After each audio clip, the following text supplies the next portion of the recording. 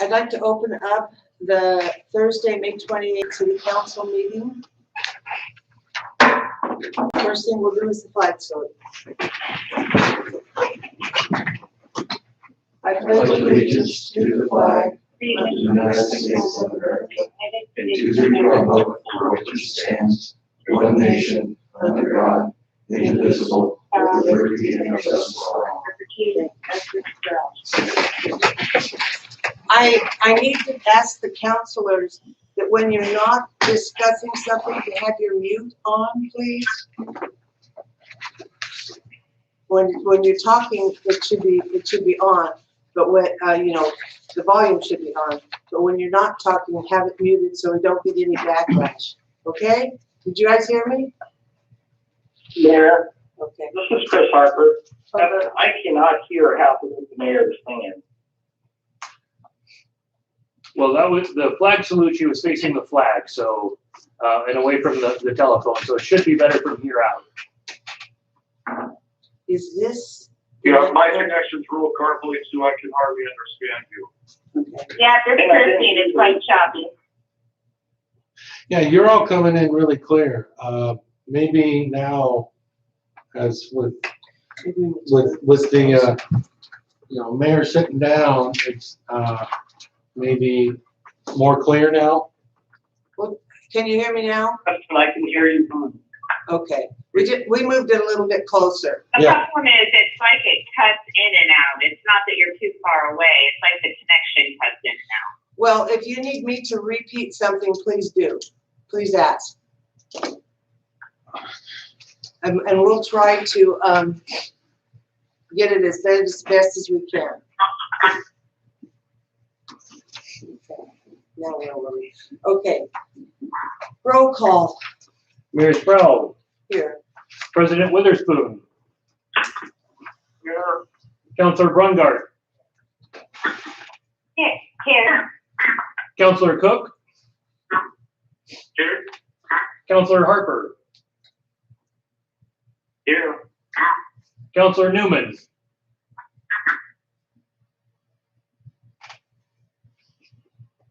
Councilor Newman. Here. Councilor Paulson. Here.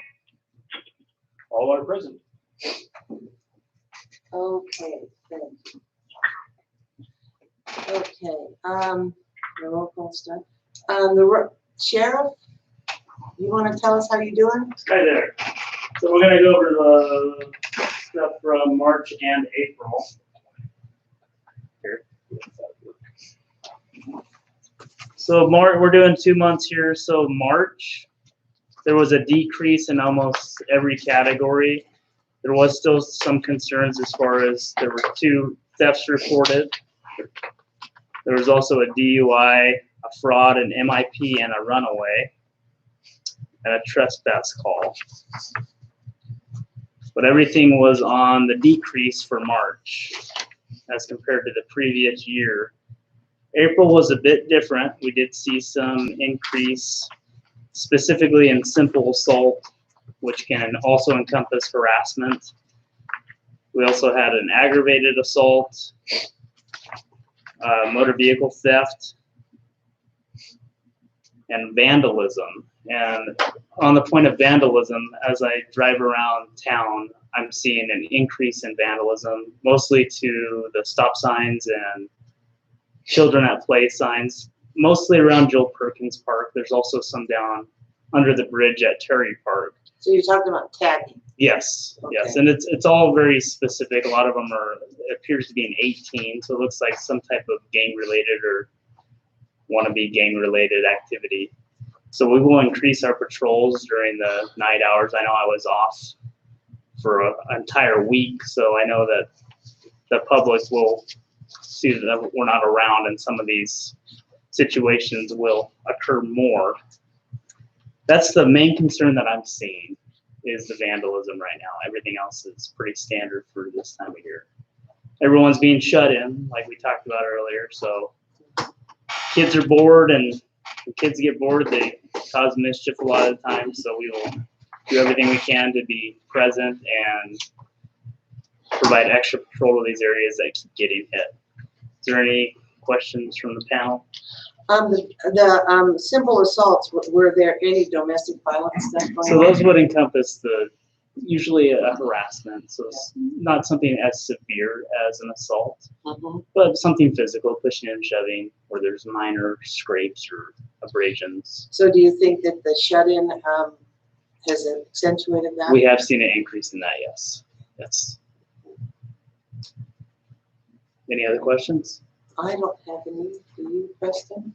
No. Kevin? How are you guys going? Counselors, you got anything? Hello? Overall, everything is way down, so, good job. Hey, So Councilor Brungart just texted me and noted that the audio is crystal clear coming through YouTube. So if the counselors want to pull up the live stream, which you can do from our homepage, that may provide a better audio, and then just unmute your phones when you have a comment. Did you hear that, guys? Yeah, I'm talking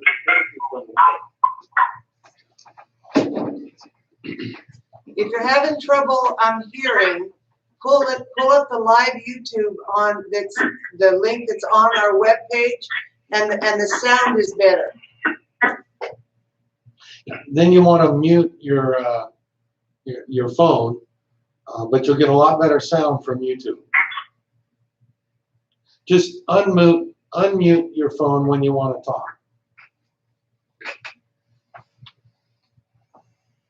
Right, I can do that. However, there's a short delay, probably about a second.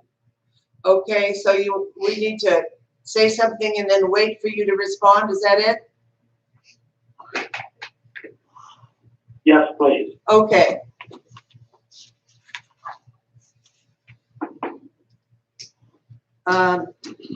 Okay, we're going to approve the minutes.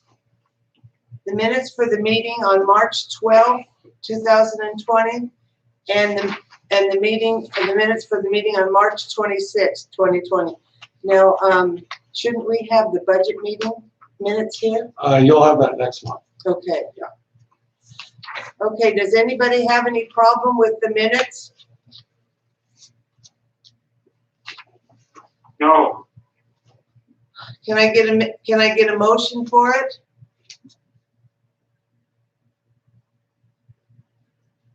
I move the minutes be approved. Council Witherspoon, For March 12th? I'll second that. Okay.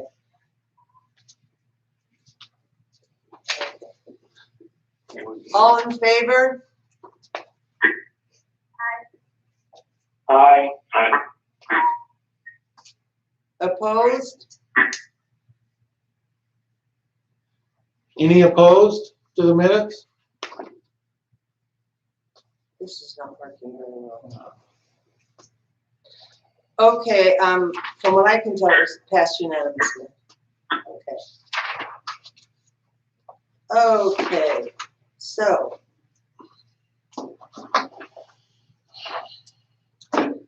Any citizen input on non-agenda items?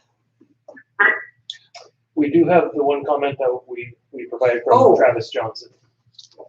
Okay. Does somebody have that? Here it is, I got it. Public comment would like to enter into the record. Mayor, councilors, and staff. Lafayette is looking great. Very excited about the water line and the new fire station. It will be the welcoming, shining centerpiece of our town and a well-deserved operations center for Lafayette, own hero first responders.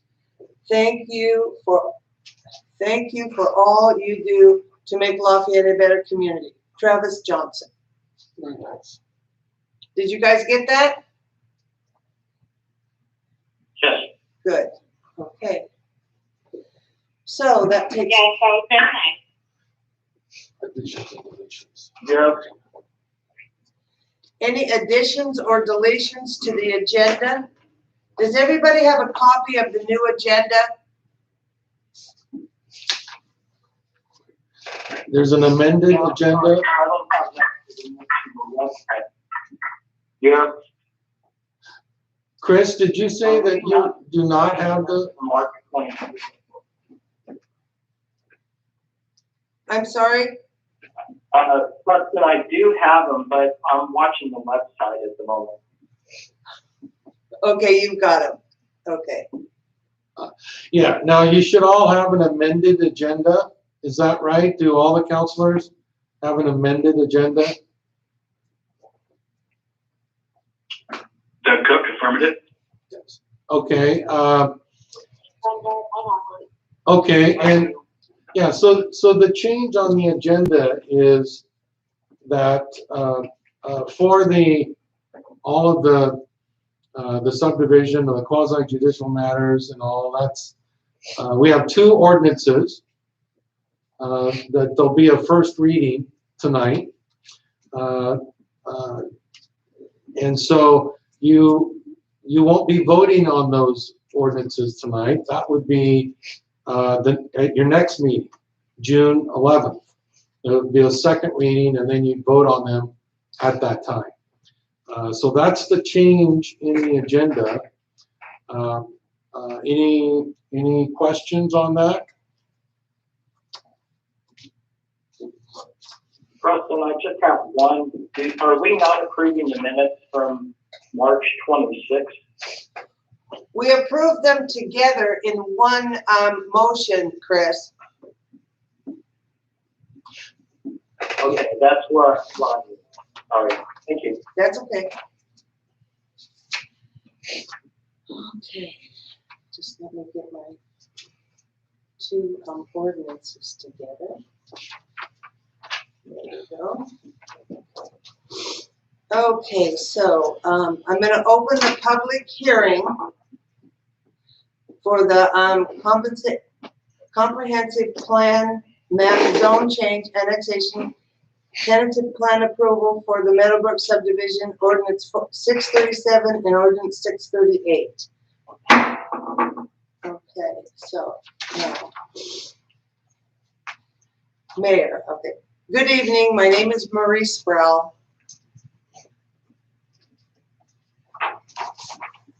I am the Mayor of Lafayette and I will be presiding over the hearing.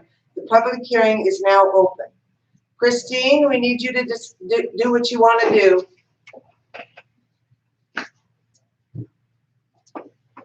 This is Christine Brungart, and I need to state a potential conflict of interest due to my spouse serving as a volunteer fire department.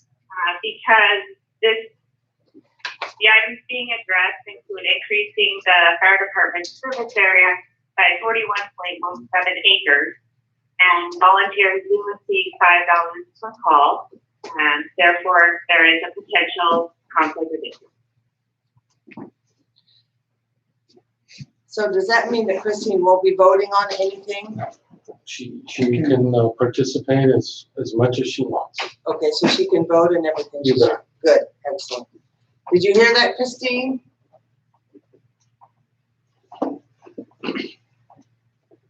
Yes, I did. Okay, good. Okay, then let's continue.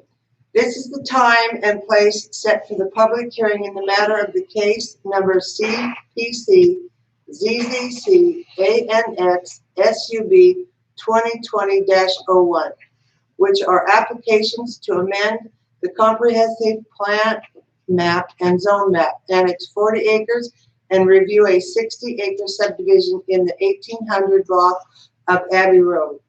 Oregon land use laws require several items to be read into the record at the beginning of each public hearing. The city planner will read the material. Your patience is appreciated as the statements are read. Thank you, Madam Mayor. And just as a communications check, is everyone able to hear me? Yes, Jim, we can hear you. I can hear you. That's good. Okay, I understand that at least one counselor can hear Yes, I me. hear you. Wade can You hear and you, Newman, and I can hear you. and Chris and Newman. I can. and Harper. Okay, thank you, everybody. The applicable criteria upon which these Yeah. cases. Yeah, this is Wade, I can hear him. Thank you, Wade. So this is material required by state law to be read. So I'll go ahead and read it. The applicable criteria upon which these cases will be decided are found in the Lafayette Municipal Code, Section 3.102.03 for zone changes, the statewide planning goals and applicable comprehensive plan policies for the comprehensive plan map changes, Section 3.111.02 for the annexation, and the following sections for the subdivision.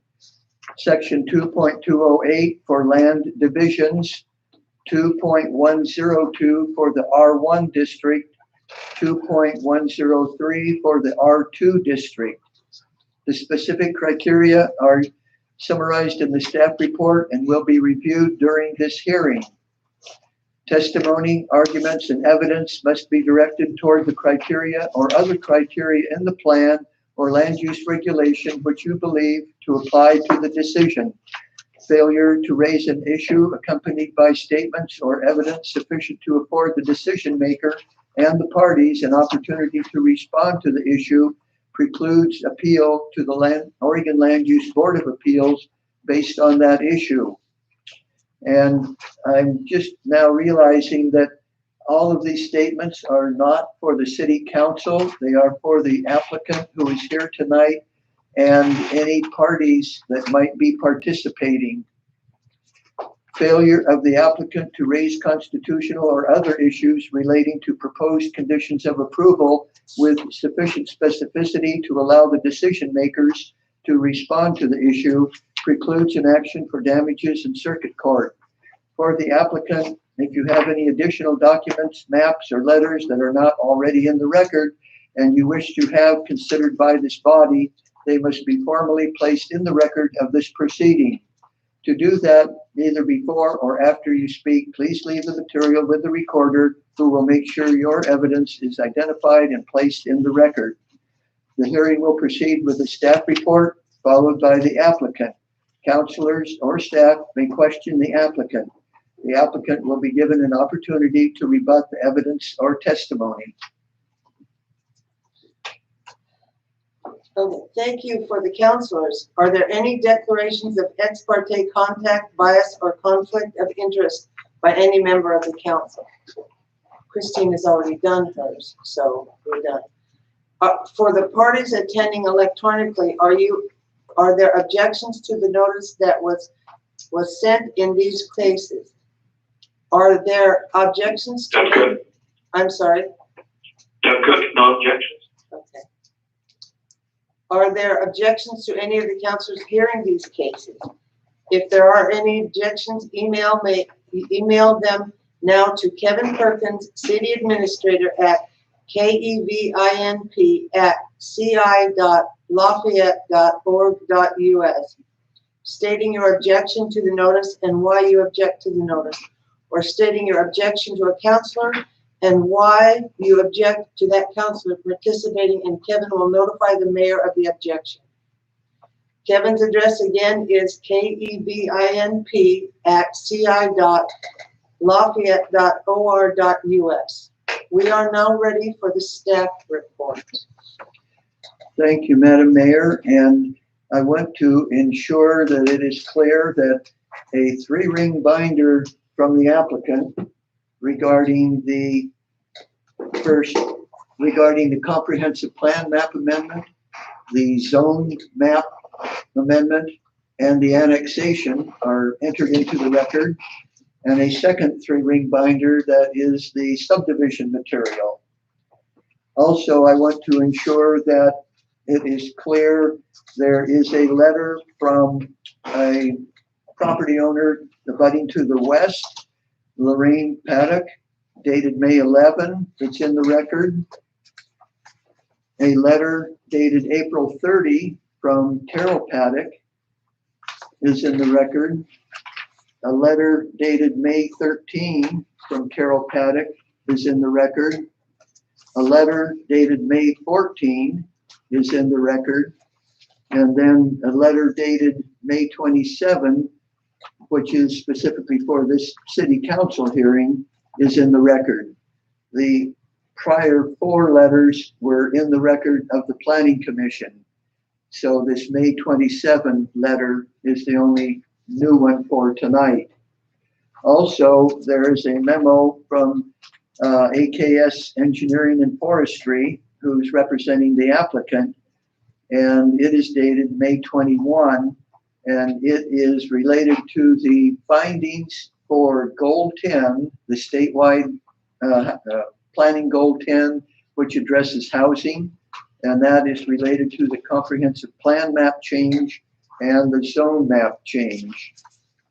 So with that, I want to again just reiterate that there are 4 applications.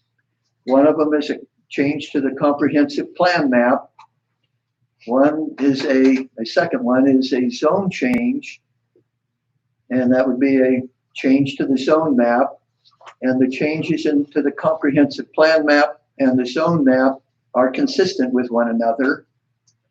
And then there is a application to annex land, and that is because of the total 60-acre site, the southern 20 acres have been in the city for a long time. The northern 40 acres are the 40 acres that were added roughly 4 years ago when the urban growth boundary was amended. And then the annexation is to annex those 40 acres because they're not in the city limits yet. Finally, the 4th application is the subdivision, which proposes to create new lots in the 60-acre total area. So I'm going to start with the first one that I mentioned, the comprehensive plan map and the zone map amendments. And there's a staff report for that. And the subject is kind of a long subject. It's in 2 parts. And the first part is to move the location of the comprehensive plan map designations. And then the zone change part is to move the zone map zones. And the net change will be that the current 20 acres of medium density residential comprehensive plan map designation that is zoned R2 will decrease by 3 acres. The area that is now designated low density residential comp plan map designation and zoned or would be zoned R1 upon annexation will gain, I apologize, I have that backwards. The medium density designation in the R2 zone will gain 3 acres from 20 to 23. The low density designation and the R1 zoned area will lose 3 acres, and it'll drop from 40 to 37 acres. So in the staff report, page 3, it has some colorful yellow and orange maps showing the comprehensive plan map before and after. And then on the next page, some more yellow and orange colors showing the zone map now and after the changes. And the idea here is that the subdivision is phased, and with each phase, they would prefer to have some R1 and some R2 land to have a product mix. So situation of having phase 1 or 2 or 3 or 4 or 5 or 6 all loaded with just R1 lots or just R2 lots. They would like to have a diverse product selection at each phase. So the applicant submitted information addressing the approval criteria for the comprehensive map changes and information addressing the approval for the zone changes. Recommends that the council approve the requested comprehensive plan map changes and the zone changes. And again, those are shown on page 3 of the staff report and 4 of the staff report. So moving on then, the next item is the subdivision, or excuse me, the annexation. And again, the northern borders of the total 60-acre site is in the urban growth boundary, but it is not yet in the city limits. So it needs to be annexed. And as part of annexing the privately owned land, the area to be annexed includes the Abbey Road public right-of-way. Then once the land is in the city limits, it needs to have a city zone on it. And so we drop back to the zone changes, and what is shown for the zone changes is what matches up with what the subdivision would do. And so when the land is annexed, at the same time, essentially, the comprehensive or the zones will be applied to the 40-acre area that is annexed. I'm going to stop right now and ask if there's any questions before we go on to the subdivision staff report. Does anyone have questions about the comp plan map change, the zone map changes, or the annexation? Hold on a second. Somebody, Yes, for item 1, this is Chris Ricker. okay, So, are you ready? yes, Okay, so on page 106 of the staff or of the council package, it shows current comprehensive plan map, zoning designations, and table 1, 2, and 3. I'll give time for everybody to get there.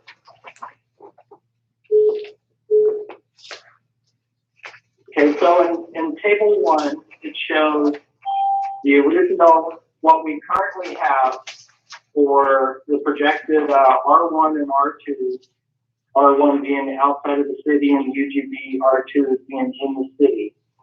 And this shows that the 20 acres only really have 13.6 acres of usable land, because that's all the land that's along the back of the, or in that peninsula that is, a lot of it is not buildable. It's too narrow once you have the setback.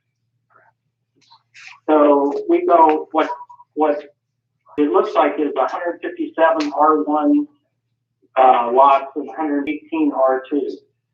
By the time we get to table 3, we're now at 17.5 acres of the 40 acres left in buildable lots. So now we're down to what, 90 something lots instead of 157. When I pushed to make that UGB R1, I did not expect that we were going to lose over half of those properties in this exchange of land.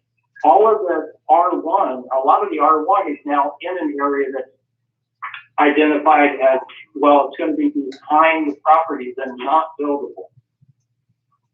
And then, so this is not an even trade. This is a significant change in the density of that lot, or the R1 in the UGB. And I'm not happy about that at all.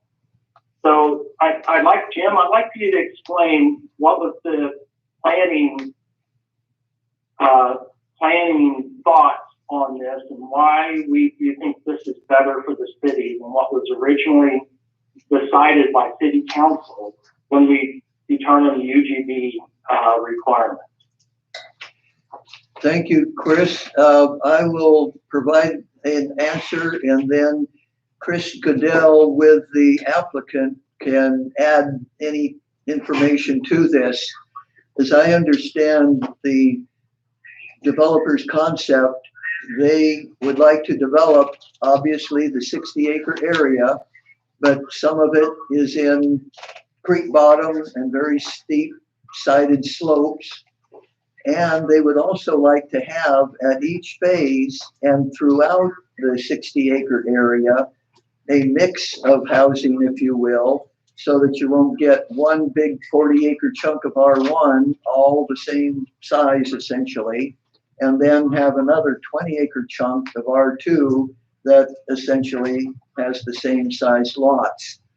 That is okay at a urban growth boundary stage, but when the land is proposed to be developed, then developers are looking at creating a product that is marketable and that would be a good mixed neighborhood.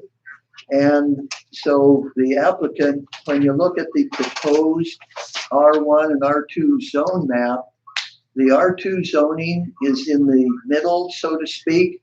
The R1 zoning is out around the edge, and that R1 zoning with its slightly larger minimum lot size would provide somewhat of a buffer from the existing development to the south and the existing development to the north, which of course are the large rural residential lots along John's Landing Road.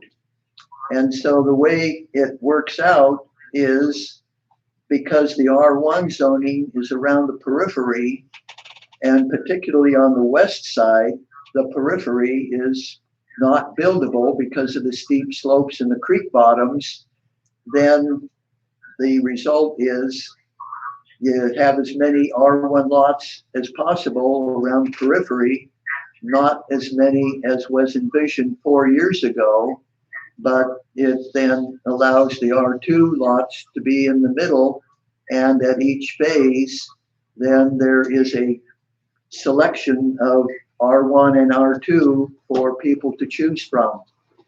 With that, I'll leave it to Chris Goodell at AKS Engineering if he has anything to add. Sure. I'll introduce myself first, I guess, for the record.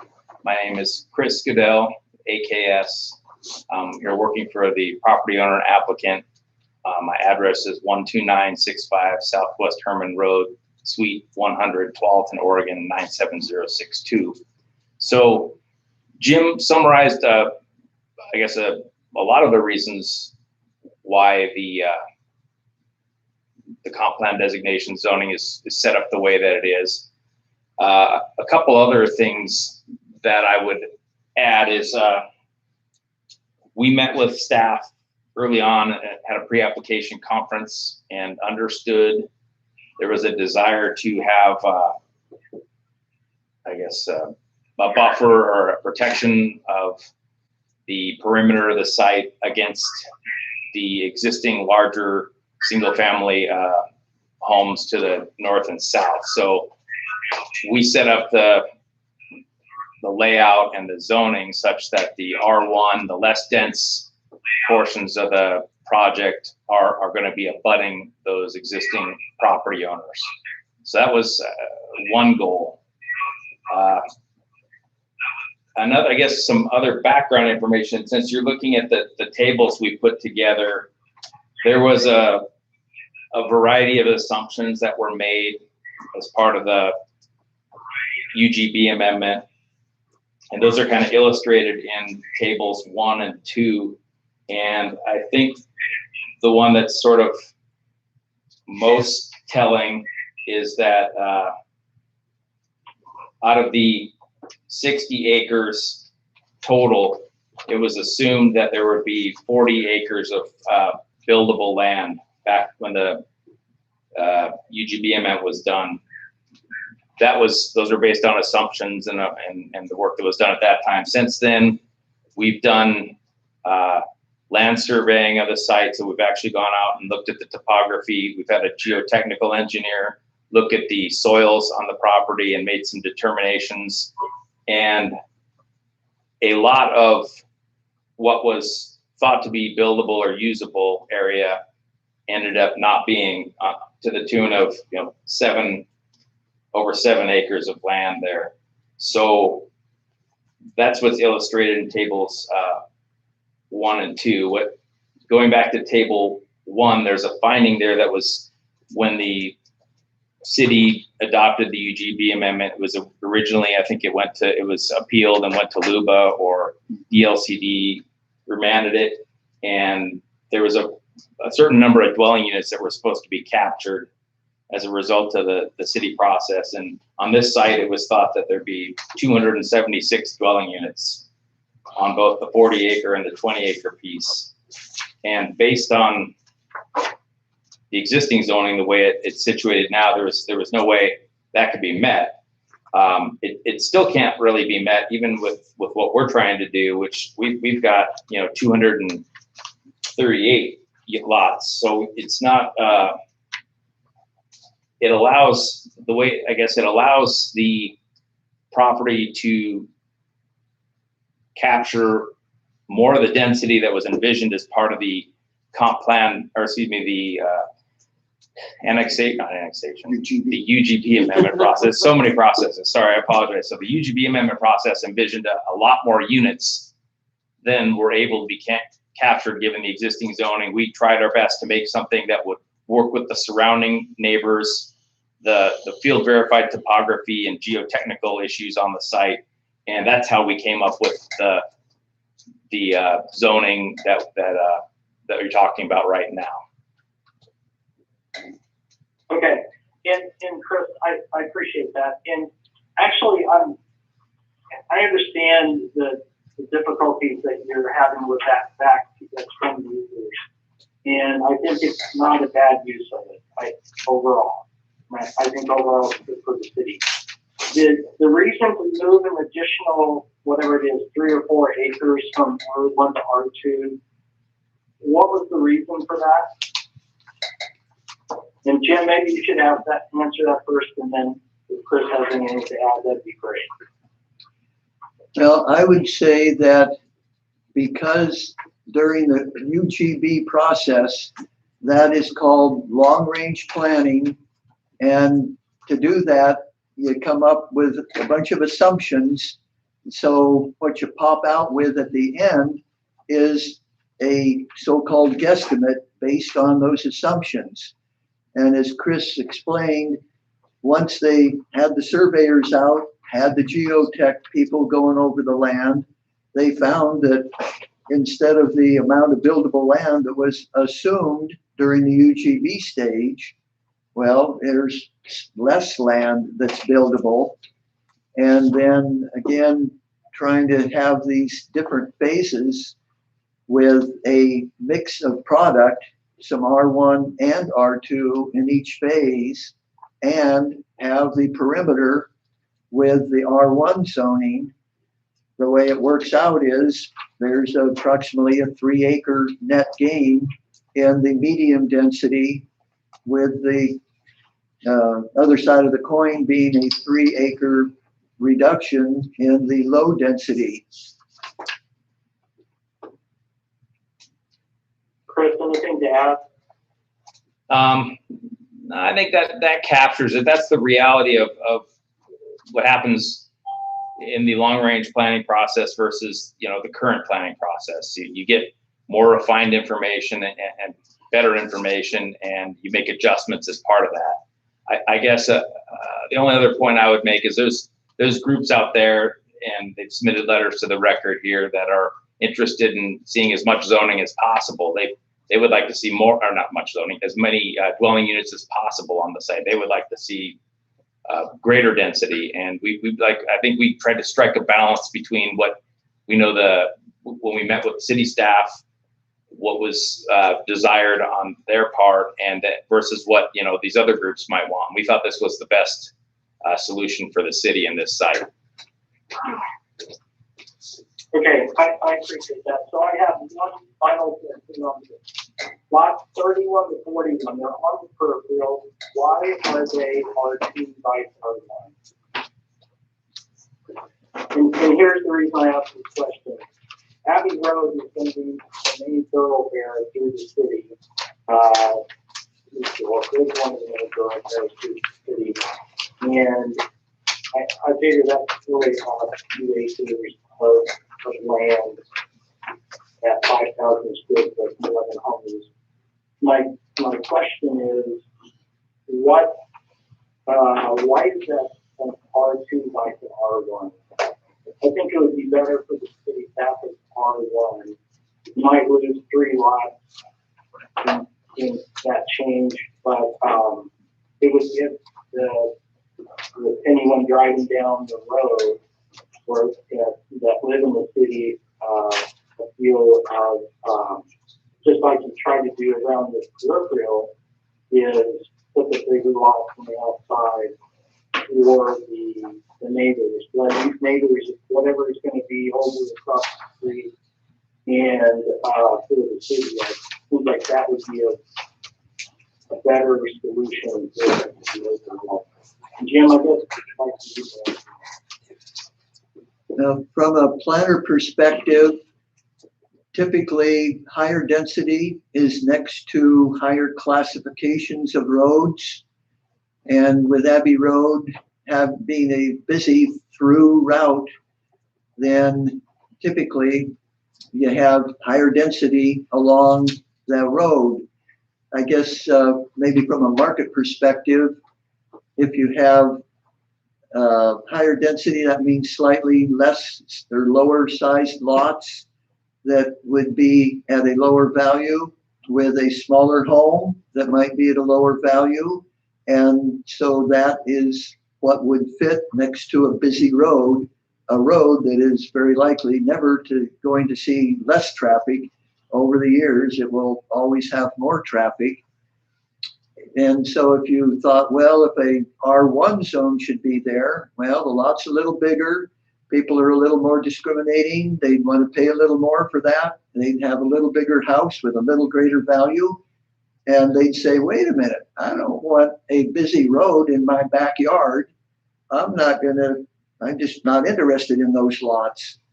And so I think partially from a market perspective, it matches up with the so-called theory of planning to put higher density next to a busy road.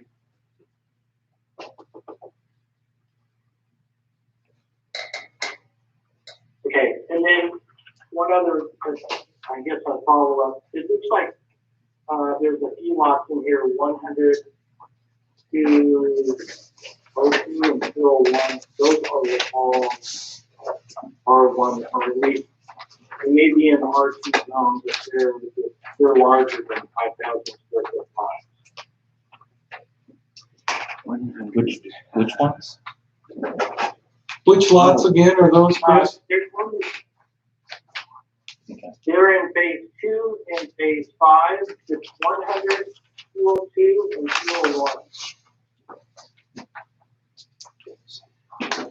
201. Yes, I guess. I could speak to that if you'd like. Yeah, it's tough to get lots to fit when you have curved roads, but Chris can help out here. Yeah, really what you have is a function of the geometry and the topography of the site influencing the street pattern. And as a result, you have some islands, some longer areas there that don't end up with nice, perfect rectangles. And you try to make the lots in those situations work the best you can, given the area that's there. You can't, like I said, put out a perfect 5,000 square foot or even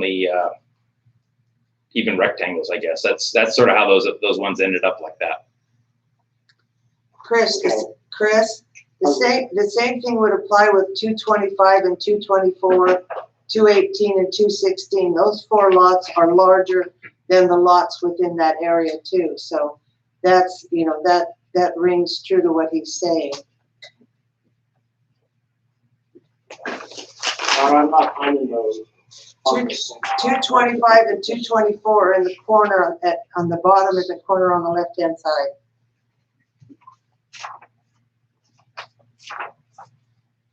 Okay. Yeah, okay. So I think you've answered all my questions. Thank you, Jim. Thank you, Chris. Thank you, Chris. Thanks, Chris. Okay, where were we at? Do we have any? Jim, are you? Okay, At that point, we were talking about the, You asked if anybody had questions regarding the annexation of the zone map. right, yeah, we were kind of. That was a while ago. Yeah, at a break point between the comprehensive plan changes, the zone map changes, and the annexation. And before we got into the subdivision, I wanted to see if there were any questions. But as it turns out, the questions kind of touched on the subdivision also. Consequently, this next staff report, and that starts because Councilor Harper mentioned the page numbers from the packet, starting on page 248, I believe is the right number, is the staff report for the subdivision. Well, maybe it's page 108 to 224. Yes. Yeah, page 108 to Page 224. If I can interrupt real quick, Jim. Mayor, Councilor Brungart just let me know that she's been disconnected a couple of times, so she's going to step off the conference call. She's still going to pay attention to the feed and stay involved that way, but she won't be on the phone itself. Why don't you tell her that if she has a question and wants to help, why doesn't she call you on the phone? Yeah, we can. And then we can either relay it or we can do that. And she heard that, I'm sure. Okay. Did you hear that, Chris? Dean? She heard. Okay, then the staff report for the subdivision, it's on page 108. And we've kind of talked about this. The subdivision covers the 60-acre area, although not all of it, because there's on the west the Milliken Creek bottom and steep slope. To the south, there's kind of a confluence of Milliken Creek with East Milliken Creek. And so East Milliken Creek comes up on the east side of the southern portion of the property. And that has the East Milliken Creek bottom and the steep slopes with it. So most of the lots are up on top, so to speak, and extending from this southern peninsula area around to the east and over to Abbey Road. I guess in terms of highlights, one of the things that a condition of approval requires is that on Abbey Road, because it's only a 50-foot wide right-of-way, and for the heavy use that it is expected to have over the years, it should have a total 60-foot wide right-of-way. The applicant is required to dedicate 2 feet of right-of-way, and that'll be on the applicant's side.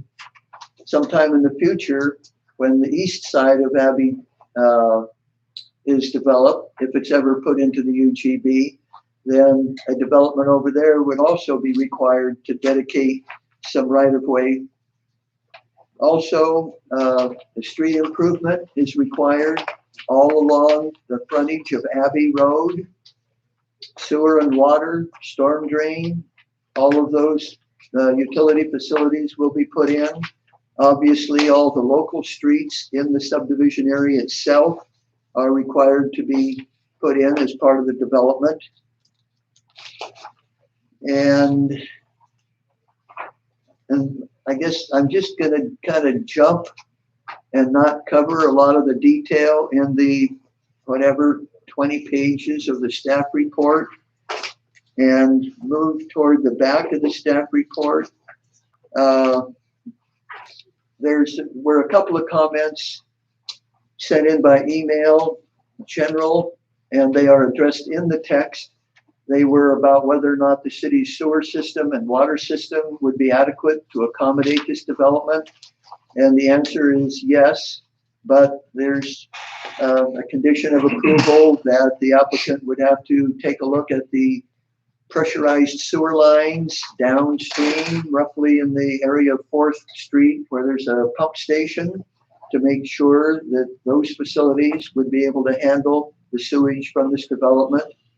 And then, of course, for the water system, the city is in the process of being hooked into the McMinnville system. So the city's water supply and water system would be adequate to accommodate this development. Also, there is the issue, and I don't know what page it is in the packet material, but toward the end of the staff report, there's 3 different diagrams showing some property to the west, and it's referred to as the Rock property, John and Avon Rock, although I understand that Mr. Rock has died a few years ago. And so his wife, Avon, and their son, Tim, are the property owners. And they, for several years, have been trying to get the eastern sliver of their property, which is up about the same level as the land and lots on the subdivision, so they could get out to the east. And about 12 years ago, there was a subdivision proposed, and it did not provide any access easement to them. And during the urban growth boundary process, the land was not, the sliver of land on the east side of their property was not added to the UGB, but this is another opportunity. And so this proposed subdivision includes a easement on the common property lines of lots 224 and 225. And it provides an easement to the land to the west.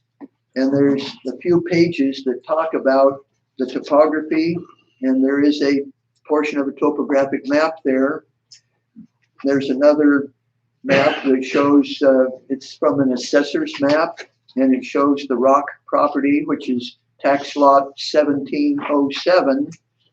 And on the east side of that Rock property, when you look at it on the assessor's map, it looks like any other flat land anywhere, but that property is in the form of a hatchet, and the blade of the hatchet is to the east. The handle extends to the west, not quite all the way to Mineral Springs Road over on the west, but that property does have a driveway access over to Mineral Springs Road. So Milliken Creek goes through the hatchet blade with the lowlands, floodplain, probably some wetlands.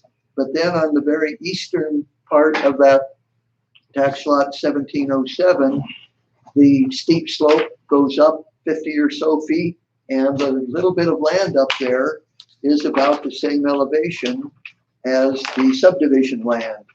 So the subdivision includes an easement so that sometime in the future, if the Rock property were added to the UGB, and if it were annexed into the city, a dwelling on that eastern sliver would have the easement over the common property line of lots 224 and 225 and could get to Chinook Street.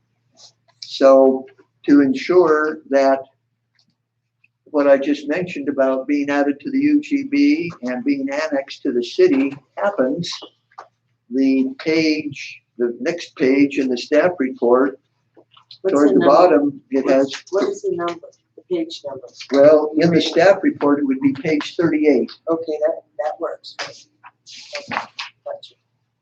Okay. And in the packet, it would be somewhere up about page 210. So page 38 at the bottom, proposed conditions of approval. And it proposes that the easement, as proposed by the applicant, can stay, but the easement cannot be used until that sliver of land would be included in the UGB, annexed into the city, have a zone put on it as part of the annexation, and then the portion of that land that would get a house on it would have to be partitioned off so it would be its own piece of property. And so those proposed conditions are at the end of the staff report, where all the 40 or 50 conditions related to the subdivision are located. Okay, there's one question I want to make sure of, and I think I heard you right, is that the 1707 has to be added to the UGB, and it has to be annexed into the city before these easements can be used. Is that Yes, correct? and it's not all of tax lot 1707. At the bottom of It's page 9,000 38 there, it's like 9,000 square feet. Okay. Okay. So, and that easement is only the size of a driveway, isn't it? Yes, It's in. and it's a 20-foot wide easement, 10 feet on lot 224 and 10 feet on 225. And it would double up as an emergency vehicle access to get over that way to deal with wildfires. Okay. I just wanted to make sure that what I was reading was correct, that it has to meet two criteria, UGB and annex into the city, because I don't want us supplying non-city lots with water and sewer. Right, and the 9,000 square feet would need to be partitioned. And then another one is no more than one primary dwelling can go on that land. Mm-hmm. They can't stick a threeplex on it, for example. Mm-hmm. And then the owners of lots 224 and 225 cannot on their own Mm-hmm. grant an easement. Mm-hmm. I don't know how that would work, but just kind of as a just in case condition, then future owners of 224 and 225 cannot try to undo what these conditions are requiring to happen. The next question that I have is since that property has not been actually surveyed yet, has it? I'm not aware that it has been. So we don't know what it's going to take to put in sewer and water to that 9,000 square foot. So if it happens and they're annexed, the person that is owning the property is required for any extra charges to add sewer and water to that. Is that correct? Yes, they would have a house in that eastern sliver of 1707, and they would have to run their private sewer line out to the public line in Chinook. Okay. Run a private water line out to the public line in Chinook. And if that sewer line maybe has to go uphill a little bit, they'd have to put in what's called a grinder pump, Mm-hmm. which is the thing that's done when you have a house sitting a little lower than the line out front in the street. And so they would have to do all of that as part of the expense of building a house. Yeah, I remember when we went to the UGB, there was extensive discussion about this property, and that was one of the things that came up was supplying them with city water and sewer and stuff like that. So I just wanted to make sure that we would not be on the hook for any of that. Mhm. So that issue, the rock property issue, is kind of at the end of the staff report for the subdivision. Also, at the end of the staff report for the subdivision are some comments about parkland.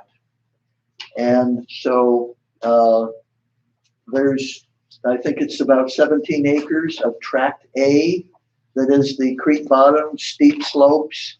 And then at the very south end of the subdivision, there's roughly about I guess almost 4 acres that is kind of the upland, so to speak, about the same elevation as the subdivision area, and it does not show any lots on it, but it begs the question about parkland. And then there's some language in the staff report about the city's park master plan, indicating that the city is short on parkland. And the planning commission discussed the issue of parkland, and in their motion recommending that the city council approve the subdivision, they also recommended that the city council address the issue of parkland and not be limited in their discussion to this South Peninsula area, but to also consider lots or land that might be more centrally located in the subdivision. So with that, the staff recommendation is that the council approve the subdivision, approve the annexation, approve the comp plan map changes and the zone changes. But I assume there will be some council discussion about maybe not so much the comp plan map and the zone map or the annexation, but probably mostly about the subdivision. Okay, do we want to continue with that discussion, or do we want to read the ordinances and then go back? This is Wade, I have a question. Oh, Wade, okay. We're listening, Wade.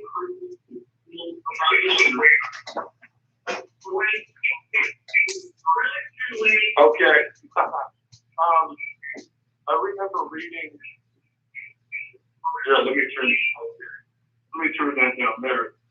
I remember reading in here somewhere, I couldn't tell you where, that half of this subdivision will be in the Lafayette Fire District and the other half in the Carlson Fire District.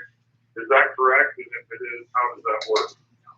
Well, right now, where the city limits are located, all of the land in the city limits is served by the Lafayette, City of Lafayette Fire Department.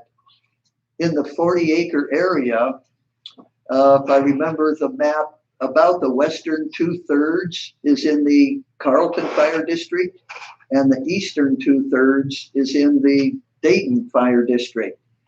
So the Oregon annexation law allows cities, when they annex land that is served by a special purpose district like fire, and when that city has the capability to provide that service, such as the City of Lafayette Fire Department, the city, as part of annexing the land, would also withdraw that land from the Carlton Fire District and the Dayton Fire District.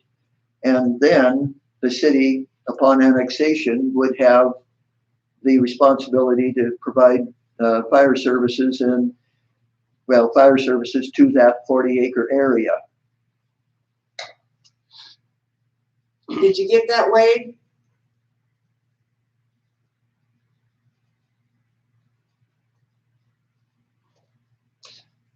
I did, thank you. Yeah, the short answer, Wade, is that the city of Lafayette will withdraw those from the Carlton and Dayton fire districts, and upon annexation, they become City of Lafayette responsibility.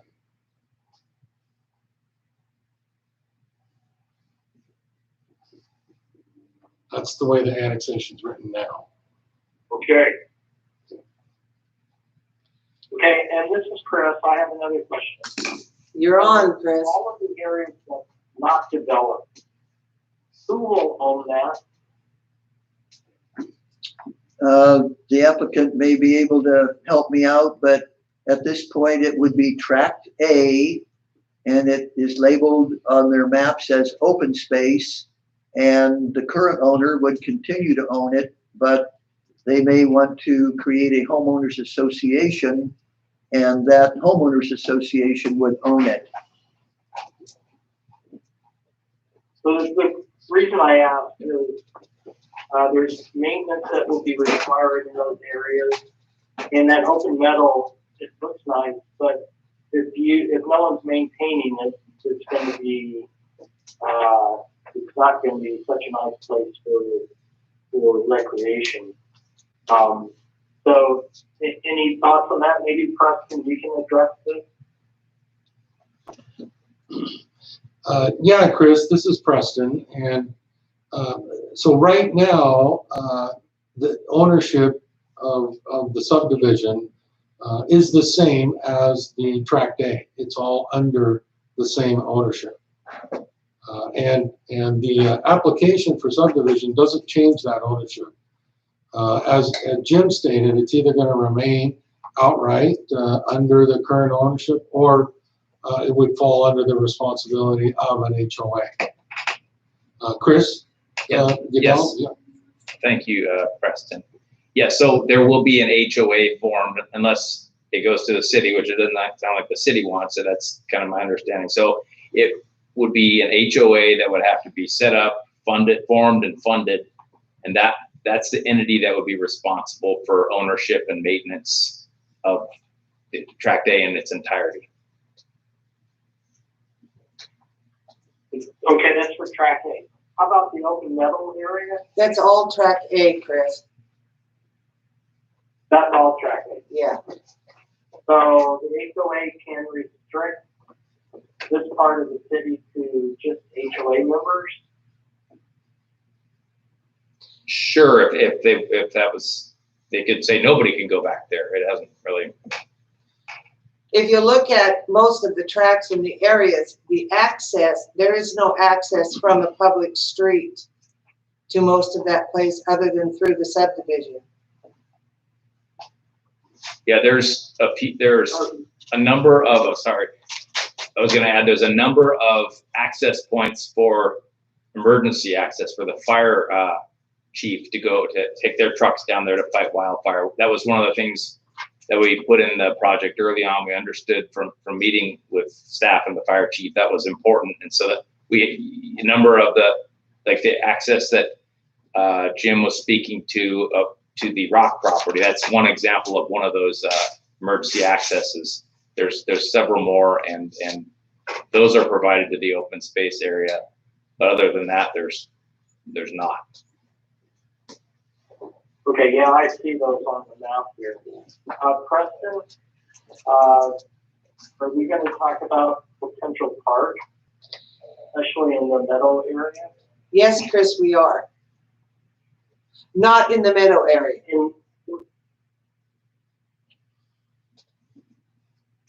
So I'm sorry, I missed that. Mayor, can you repeat? The planning commission asked us to discuss a park that is more centrally located into the center of the subdivision.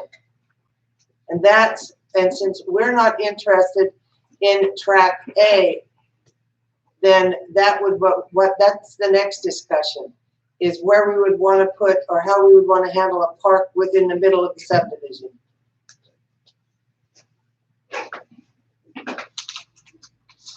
Well, I understand that, but we're talking about them having to buy several lots that are already proposed to be housing. Why not just the metal area? It looks like it's flat. It's got an access to it, 217 and 218, and it sounds like it's going to be really cheap.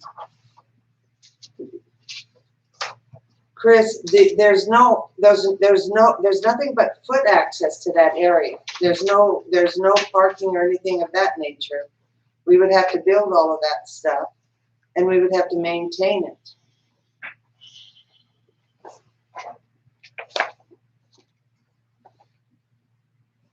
Yep, I understand that. No parking. That is downside. You know, and at this point in time, you know, we're selling some of the property. I mean, to put this into inventory and have to maintain it until we could maybe afford it. I mean, it could be a while.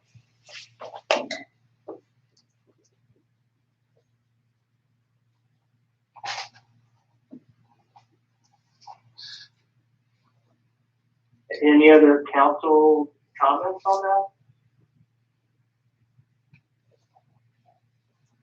Not hearing any council comments right away, I might mention the subdivision staff report on page 32 of that report. It has a heading, Park and Recreation Facilities, and it talks about some of the issues that would need to be considered for any parkland anywhere. And some of it is access, and then depending on how big it is, what kind of park and recreation facilities might go there. And I mean, the range could be anywhere from a completely undeveloped park that would be a nature park habitat similar to, oh, there's one in the Chehalem Park and Rec District west of McMinnville. It was an old farmstead with some rolling terrain and open area and treed area.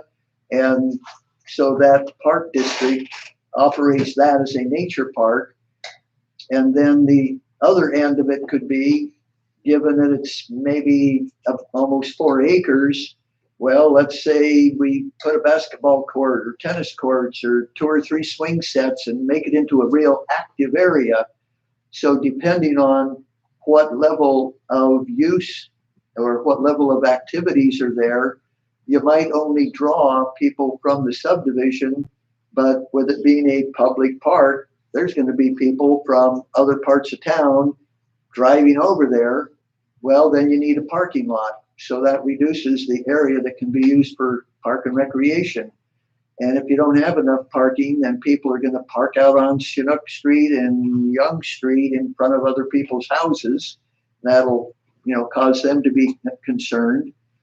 And also then this park area on those 2 lots, there's another one of these emergency accesses over, I guess it's lots 217 and 218. So along with the park facility, there would need to continue to be some way for emergency equipment to get through the park and get to the area to fight a wildfire. So I don't want to say that no park could ever be there, but it's one of those challenging sites where if it were over by Abbey Road, then a lot of the concerns would go away, but it isn't over by Abbey Road. And so that's why the Planning Commission in their recommendation said they would like the city council to discuss and consider parkland. And, certainly this area is an area, possible area, but to not consider only this area and instead think about other areas in the 60-acre site. Well, let me jump in there. Chris, you asked about some of the things that Jim's talking about. Jim's referring to page 32 of the staff report, which is also page 139 of the packet. I'll be there. Oh, you're there. Okay. Yeah, several of those comments there make for this not a feasible site for the city to acquire. And the applicant has suggested, giving it to the city, even suggested that to the park commission. But for a lot of reasons, that was not part of the planning commission's recommendation. Specifically, the planning commission recommended to the council consider creating a centrally located park to the subdivision, not tract A. That's not part of the recommendation. That's just simply not a feasible site for the city to acquire. That doesn't mean in the future it couldn't happen in some fashion, but not as a condition of the subdivision. Well, I'm not interested in buying land that's already planned to be developed. However, if the applicant is considering giving part or all of his land to the city, that's where we ought to focus our attention. And all of these concerns could be overcome with a little foresight and planning. And this neighborhood, whatever it is, 240 homes, what's the size of the city right now? 1,400? You need a park in that neighborhood. So that if you just pick that open meadow area and set that aside for a future park, that could serve that neighborhood. We could put no parking signs except for no outside, whatever it is, resident parking only signs on that street to prevent other people from pulling in there. And other people can get to that park. It's just that would serve that subdivision I think it's short-sighted to just ignore that and it not at least take that part of the land into the city's property for future addition to the park master. Okay, well, here, Park, this, I was going to suggest the only thing to provide access to that, you'd probably lose one lot and provide a road right straight into it. Part of that would be used for parking. The rest of it would be a recreational area. Doug, it looks like there's a right of way already between 16 and 13. But I don't know if that's big enough for a vehicle. That's the emergency fire. The easement over the common lot line of 217 and 218 is one of the four emergency access points, easements, to allow firefighting equipment to get to a wildfire. The easement width is 20 feet with a 12-foot wide paved surface that would support a 75,000-pound emergency vehicle. Those are from the comments by the fire chief. Would that mean then that would be an access for the public to get back into a recreational area during track day? No, it's an emergency vehicle access to fight wildfires. What happens if you rededicate it?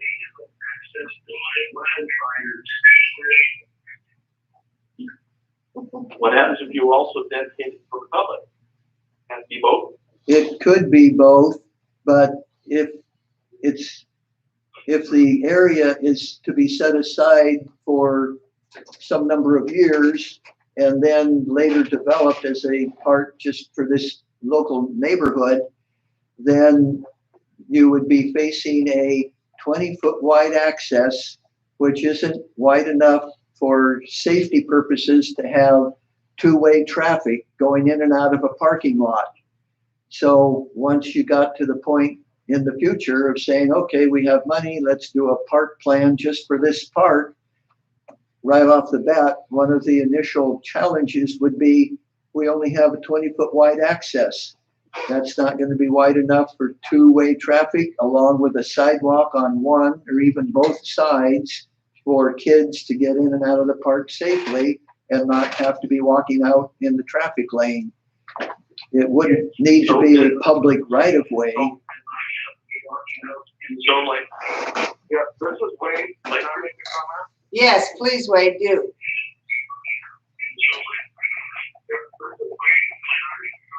Yes, please, Wade, do. I think we should not think in terms of developing a park in this area for public use. I just don't think it's feasible to think about having people from all over town and even from other cities driving through this subdivision all the time to use a park. We should focus our attention on city parks in other directions like Veterans Park and Perry and other parks. If we put a park in this subdivision, especially in the middle of it, like the planning commission suggested, it should just be a little park with some swing sets and a little slide for little kids. A lot of these home buyers for this subdivision will be young families. They have a little place for their kids to go play. It's great, but I don't think we should think of it in terms of a public park. You know, if, like Chris, your name is Chris, isn't it? Yes. Like Chris said, if an HOA,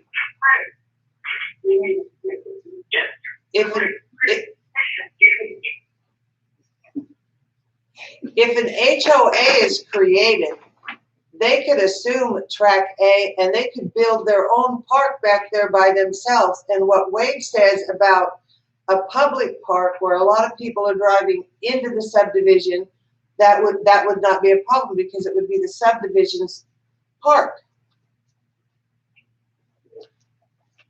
This is Doug Cook. Is this going to be a gated community? You only have two entrances. Are they going to No, access? No, No, the two access points on Abbey Road are public rights of way, public streets that the city would not allow to be gated.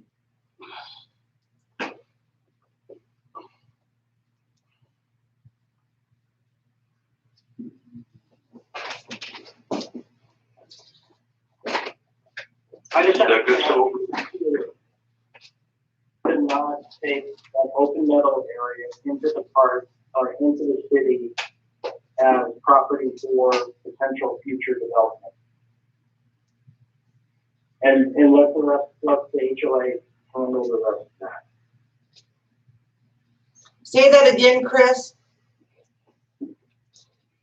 I think it would be prudent for us to take that area that's identified as open meadow area into the city as city property for future consideration of a park.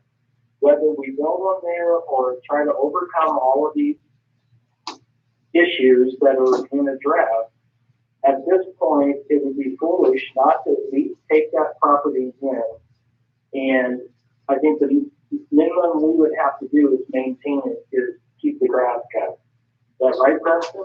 no, that's not right, Chris. You'd mentioned earlier about good planning.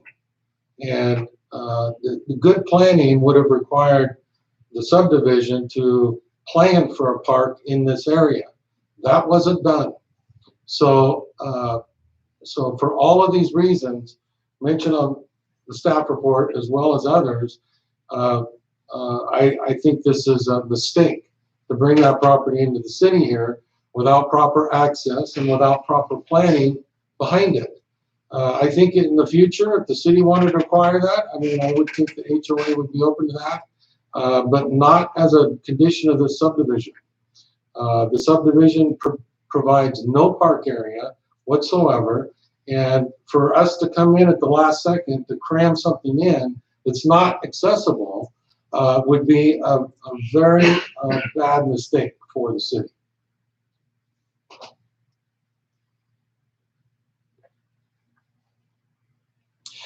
So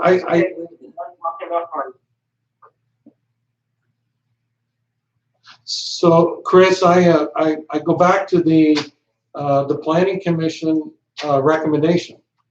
That is to approve the subdivision with the conditions, and for the council to consider a centrally located park. That peninsula area is not centrally located. So perhaps there's some discussion here about the location of a park that's centrally located to the subdivision. That could be developed on the lines of community pride or something like that. So that's where the Planning Commission's recommendation is, and I think that's where I hope the council would pursue the discussion, is a centrally located park to the subdivision.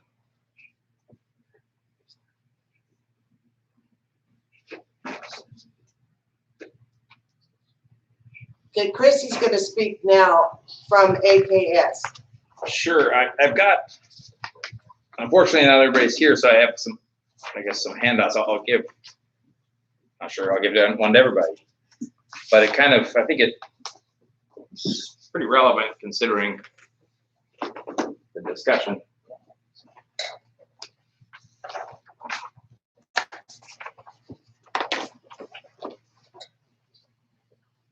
I'll go ahead and read it.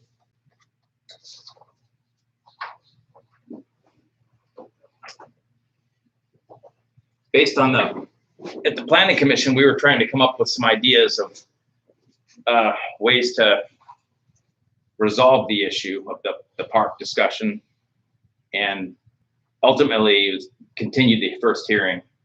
That the chair wasn't feeling so well that night, and then so went on to discussions. But at the second Planning Commission hearing, it was decided either before that or at the hearing that issue laid with the city council to decide. And so what I've drafted up here are some suggested conditions of approval that we believe accommodates a variety of options. So these are things that the applicant property owner would be fine with doing, and I'll read them since not everybody that has the piece of paper here.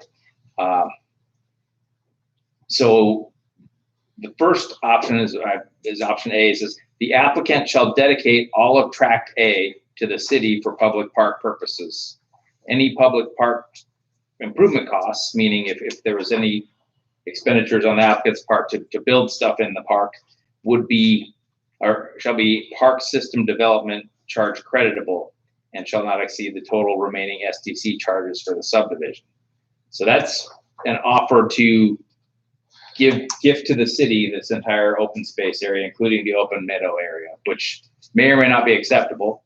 So we have a second option, option B, which says the applicant shall dedicate part of Tract A, which is roughly the 3.8 acre flat peninsula area labeled open meadow on sheet P03 of the preliminary plans dated March 17, 2020 to the city for public park purposes. Any public park improvement costs shall, or required of the applicant shall be park SDC creditable and shall not exceed the total remaining SDC charges on the subdivision.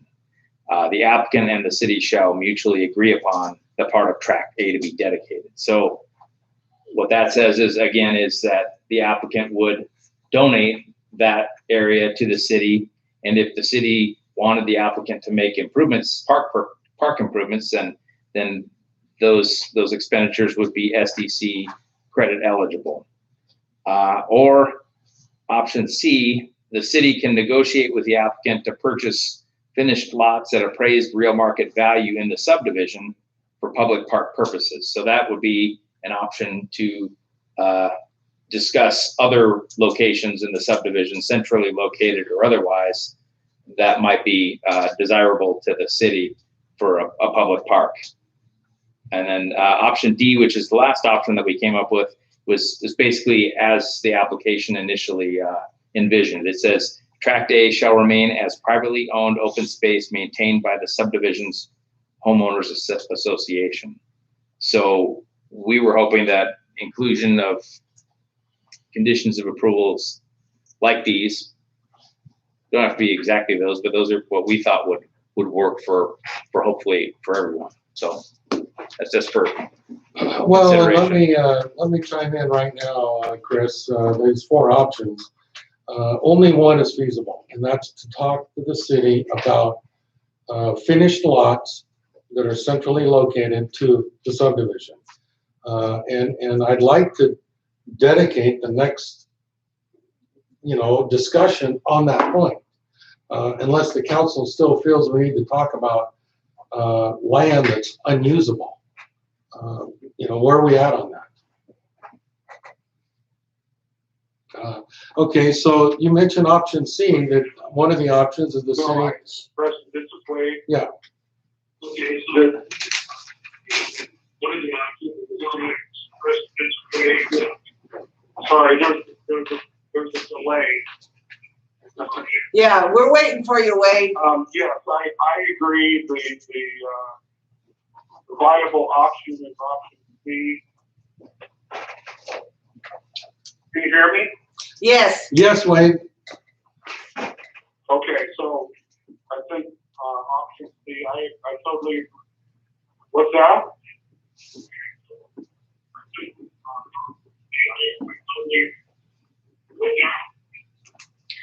Who is talking? It's somebody has their speaker from their Anyway, building at the same time.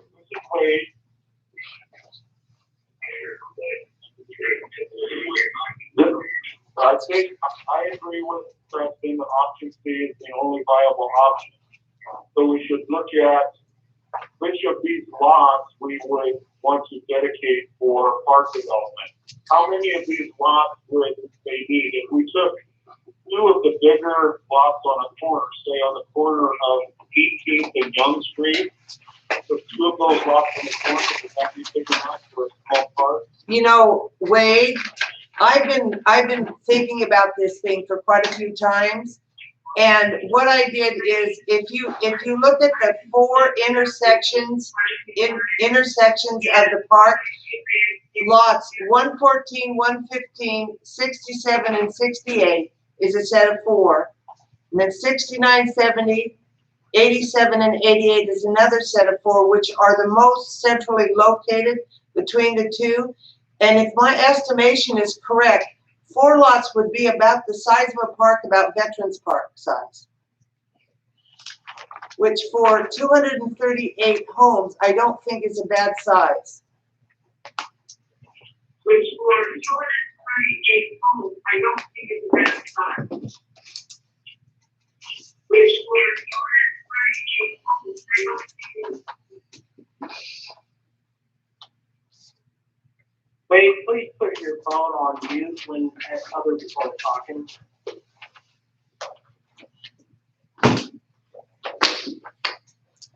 Did you guys get that? Yeah, I have been putting on mute. Okay. Well, don't put it on mute when you're talking. That's the trick.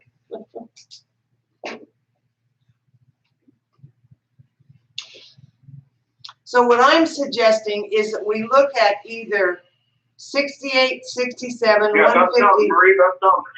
We look at either 58, 67,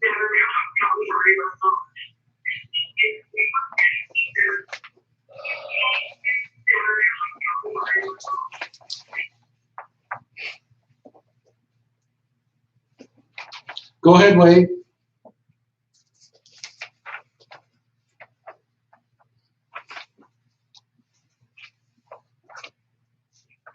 Okay, I'm sorry, there's just a terrible delay. It's making it really difficult. Sorry about that. We'll try to be more careful. That I agree with Marie. I don't know if we need 4 lots, or 3 lots. If 3 lots would be enough, but I think just dedicating 2 or 3 or 4 lots in the middle of the subdivision is the way to go.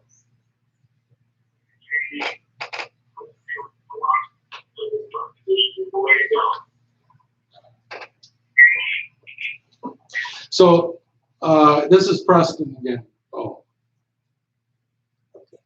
Councilor Brungard texted this to me. She concurs with Councilor Witherspoon. Doesn't think that we should do anything with tract A in the open meadowland, and the lots the mayor suggested sound reasonable.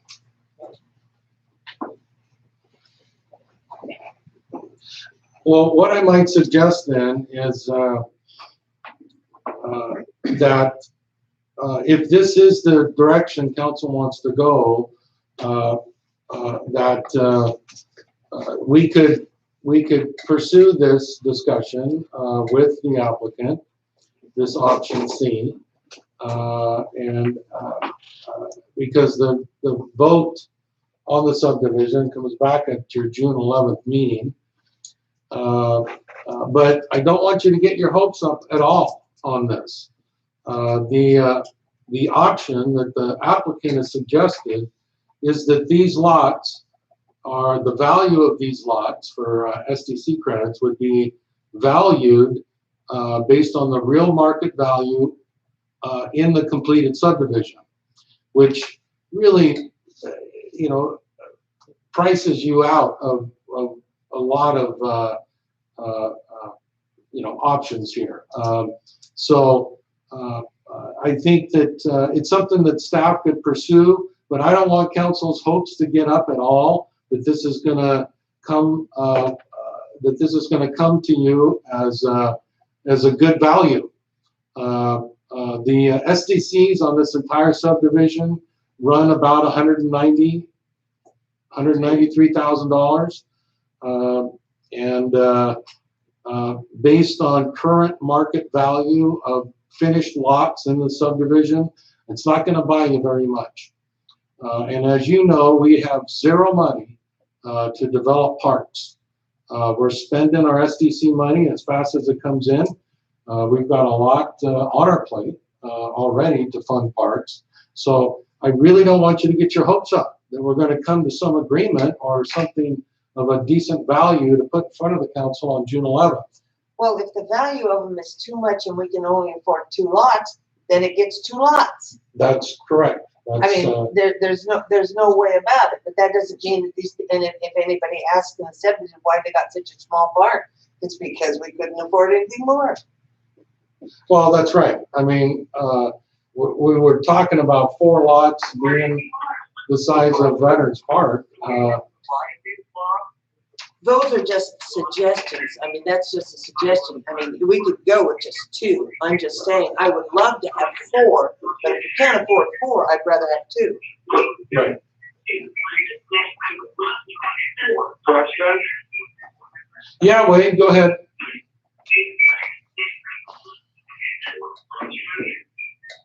Yeah, this is Wayne. Do we have to buy those lots? Or could we put some type of stipulation to say if we're going to annex this property in the city and approve this subdivision, we're going to require the homeowners association to dedicate 2 of those lots and put a park there? Well, no matter how it's configured, Wade, this results in a system development charge credit for the parks SDC. So whether it's a requirement that the HOA develop and maintain or the city own and develop, it all gets translated into park SDC dollars.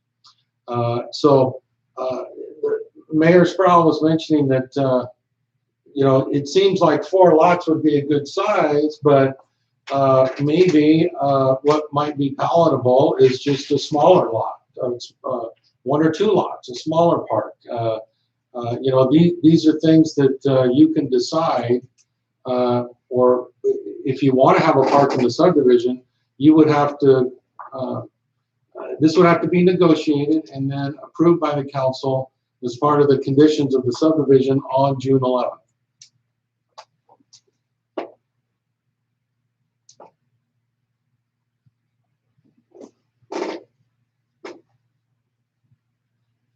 Or an alternative is to buy lot 218 and make access the whole middle area, which would be free.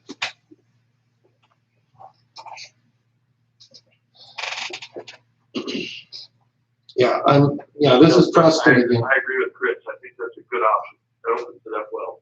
Hey,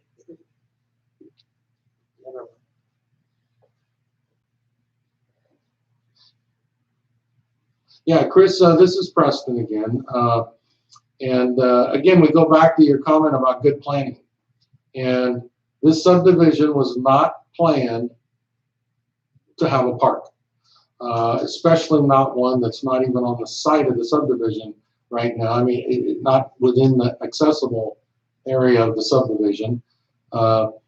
It's just a real afterthought at the last minute here to try and create a park like that.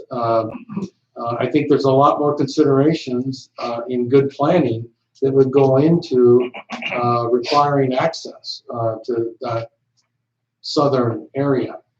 Now, if the applicant was willing to extend the time frame on dealing with the subdivision and approving it, we could take the time and apply good planning and see how that might work. But at the last second like this, I recommend that that's not a good idea. That you, again, go back to the Planning Commission recommendation for a centrally located park to serve the best interests of the people that are going to live here in that subdivision.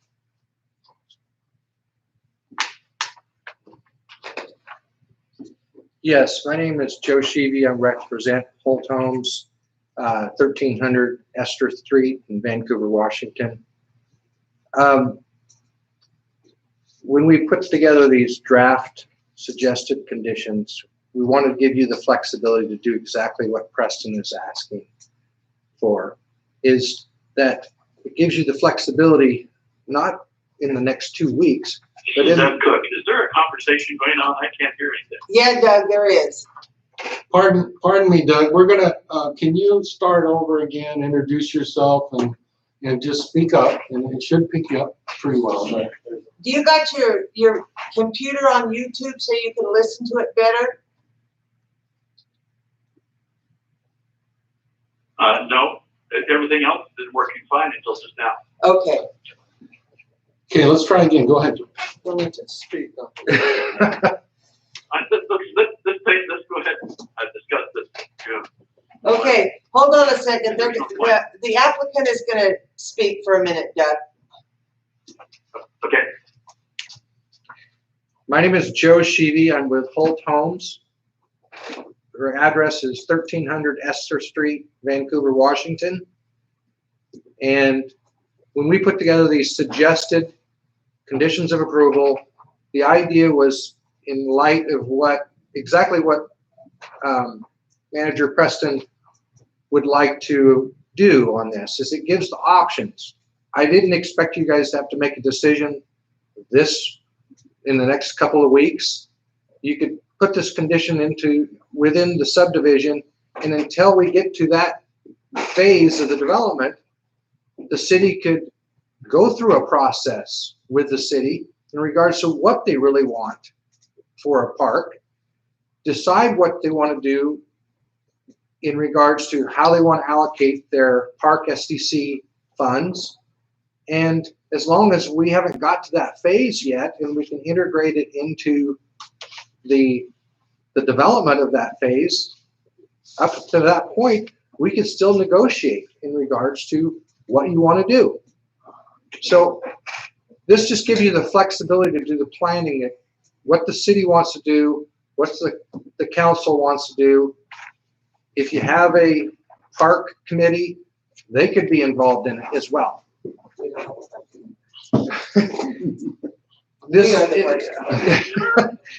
That's fine. It's just, it gives you that flexibility, in my opinion. Maybe I'm misunderstanding something, but it gives you that flexibility. I do not want to delay this out if we can avoid it.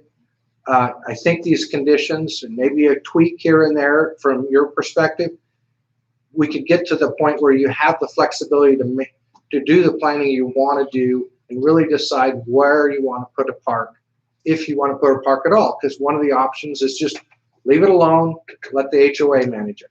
Right, so you should emphasize, and I don't know, I listed them out as options, not meaning you had to choose tonight, but there's or in between each one of those so that you can incorporate all of them. And if some of them you don't like, then you just don't consider them. They're just there for potential, I guess. I'm not for track A. The reason, and let me tell you why. Okay, and it's not that the city couldn't use more parkland. It's just that we can't afford it. And putting a park in a situation like that, where people from the outside, other than the subdivision, have to drive all the way through the subdivision and through into the park, those people are going to get upset, because I know how it is when people in my park drive through, just driving through to get to something else.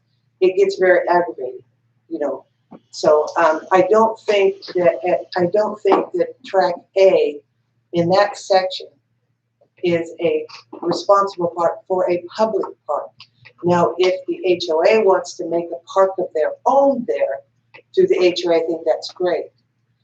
A public park to me is a park in the middle of a subdivision where everybody can get to it. And that's why I am not for A and B, I'm for C. Where we purchase through the SDCs 2, maybe 3, 4 lots, whatever we do, whatever we can afford, and then we move on to a park from there. And I'm completely open with that. Any of these options that you choose, you can decide in a year from now if you'd like. You don't have to make the decision tonight, is what I'm trying to say. You can pick C, you can throw the rest out. It's perfectly fine. Can we accept a subdivision with the negotiation of the park on this, or do we have to, how's that gonna work? Yeah. That, the answer is yes. Okay.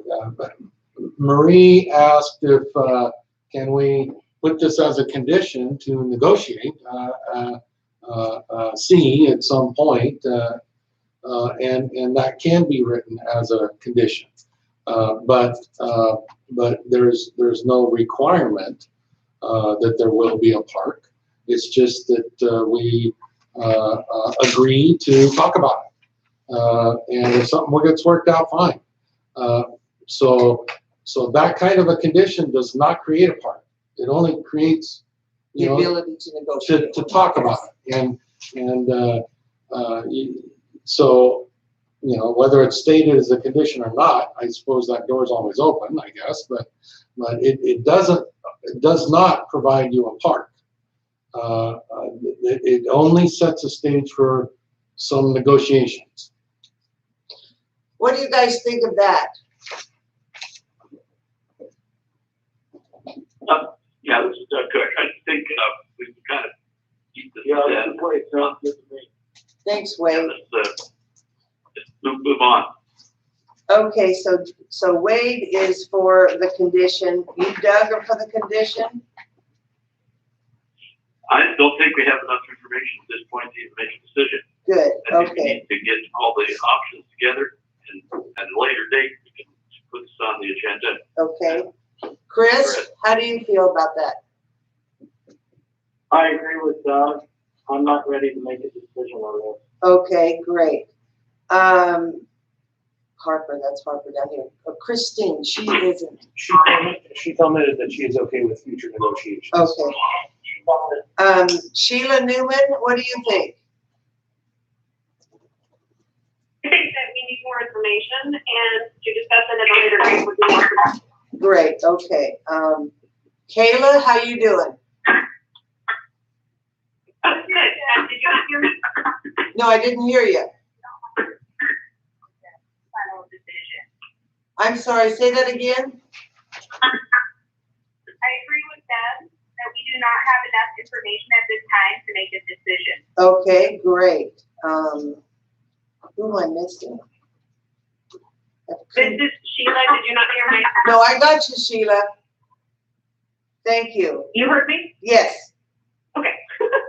thank you very much. Who's Cooper? Do we have a Cooper on? I didn't think so. Well, I think that that's the way that we should go, because everybody agrees on it to okay the subdivision with the condition of negotiations on the park. Sure. Well, that's, so how about if we, unless there's any new information by the applicant, how about if we get into the first reading of the ordinances, Okay, and then we could kind of wrap up the summary for direction to bring this back. okay, Do the first readings of the ordinances, and then close the hearing, and then we talk about the direction for next week, or okay, the next council meeting. okay. Chris, did you have anything else you want to add to the record? Let's see. I could do a presentation, but I think we're beyond that at this point. So. Thank you. See, your presentation is right here. Well, it certainly is, and Jim, as always, that's one of the great things about having Jim is he's extremely thorough. So I don't think I've got another member of our project team here that evidently has something he wants to offer up. So this is Mike Robinson. Hi, good evening, Mayor, members of council. My name is Mike Robinson. I'm sure you'll be happy to hear I'm a land use attorney. And eventually you'll meet the whole team tonight, Mayor, apparently. So I was hoping we could just clear up the procedure. We would prefer, obviously, if you make a tentative decision on everything tonight and not come back on the 11th. But if it's your preference to come back on the 11th and you want to close the public hearing, that's fine. We'll waive final written argument. But we would like you to consider this, since you might consider new conditions on the 11th. We want you to, if you want to come back on the 11th, we prefer you to do it tonight. But if you want to come back on the 11th, we'd like you to keep in mind that you should ask us questions if you have new conditions that come up. As long as we stay on the record and don't offer new evidence, That's permissible under Oregon law, but we'd hate to have the record closed tonight, have the council discuss new conditions and the applicant not have a chance to respond to them. So we would appreciate that courtesy if that's your pleasure, but our preference would be, and you could do it, is to make a tentative decision, close the public hearing and take your tentative decision tonight and then adopt findings. But it sounds like you want to come back on the 11th and have a further discussion. Don't we, because of our charter, don't we have to read these ordinances twice? Well, go ahead, Preston.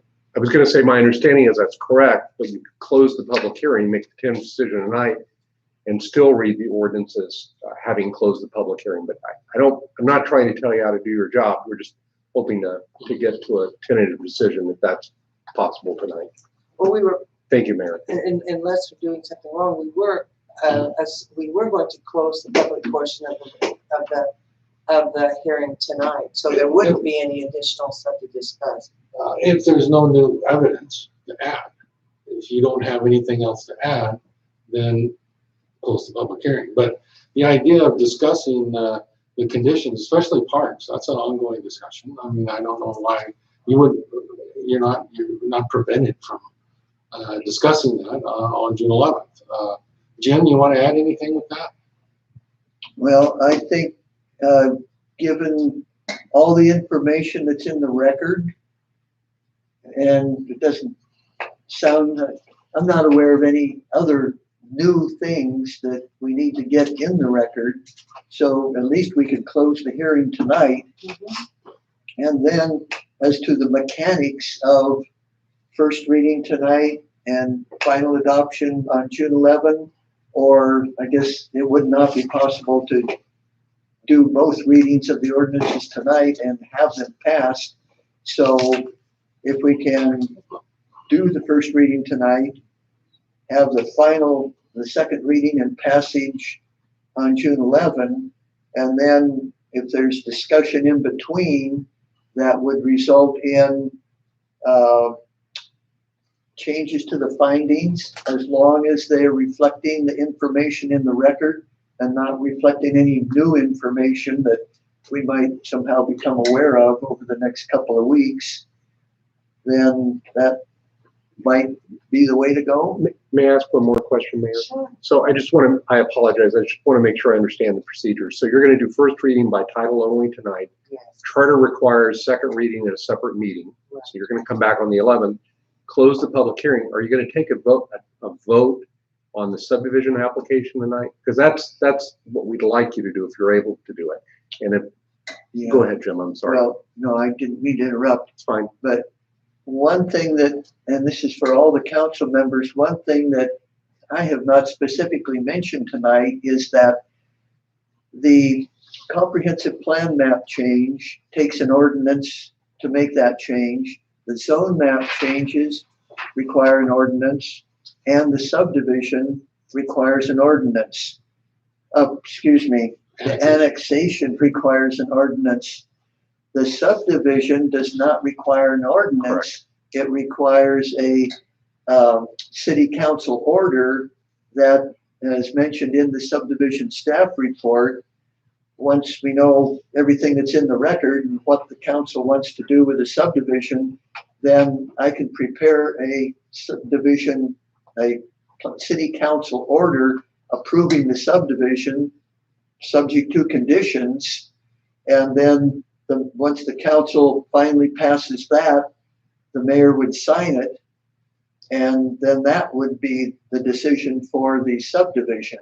Okay, so what you're asking us to do is to pass the subdivision before we pass the zoning map and the annex and everything else. Isn't that correct? No, well, that's what I heard. That's what I'm saying. May I jump in, Mayor? Sure. I think what Jim is suggesting is the council could take a tentative vote on the subdivision tonight with the condition we propose, which gives Preston and the city council the authority to negotiate with us later on for the purchase of lots if that's what council wishes to do. Jim prepares the order, and then you come back and you make the final decision next on the 11th when you also adopt the three ordinances by second reading. So why do we have to have a tentative agreement then? What does that do for you? Well, you're necessarily making a tentative decision, Mayor, because that's the oral vote. That's the first thing that occurs. It's not final until it's reduced to writing and you approve that written decision.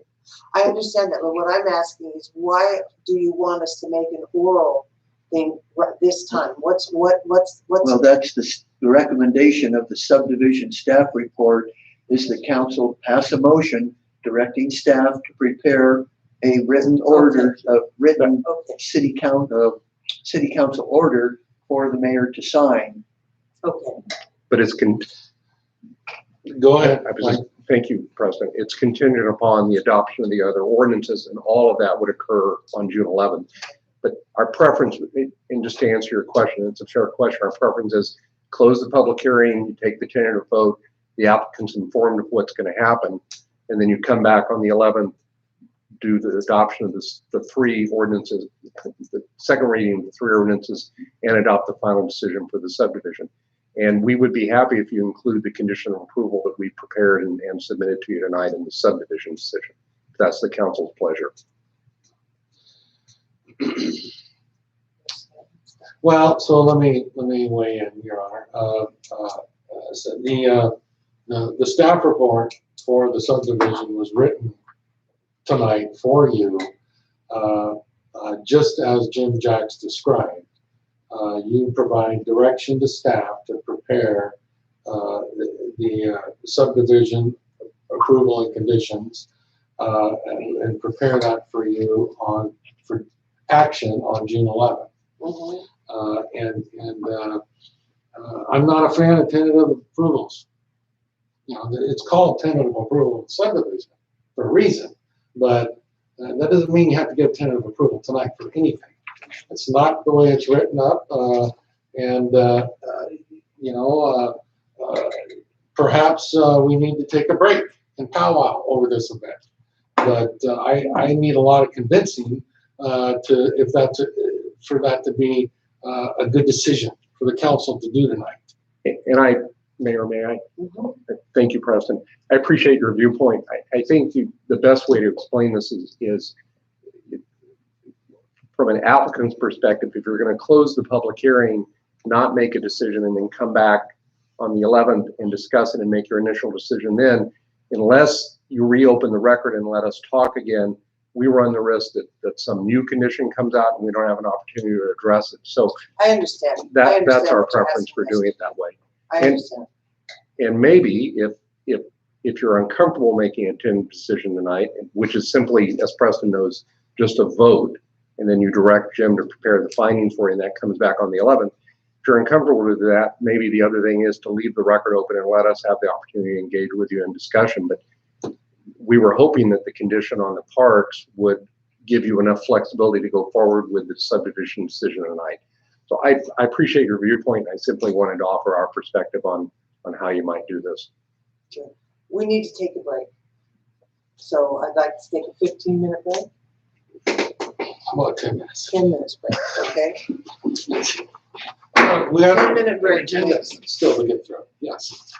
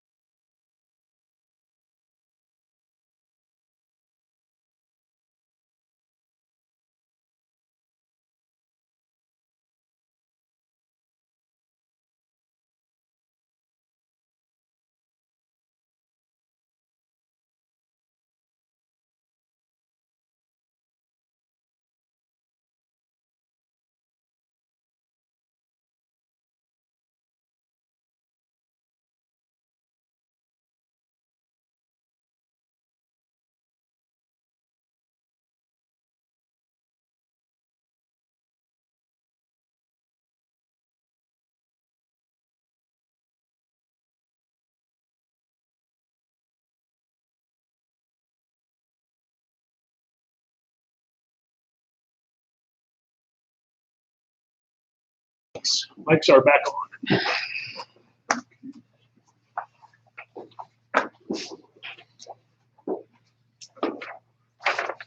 Is everybody present?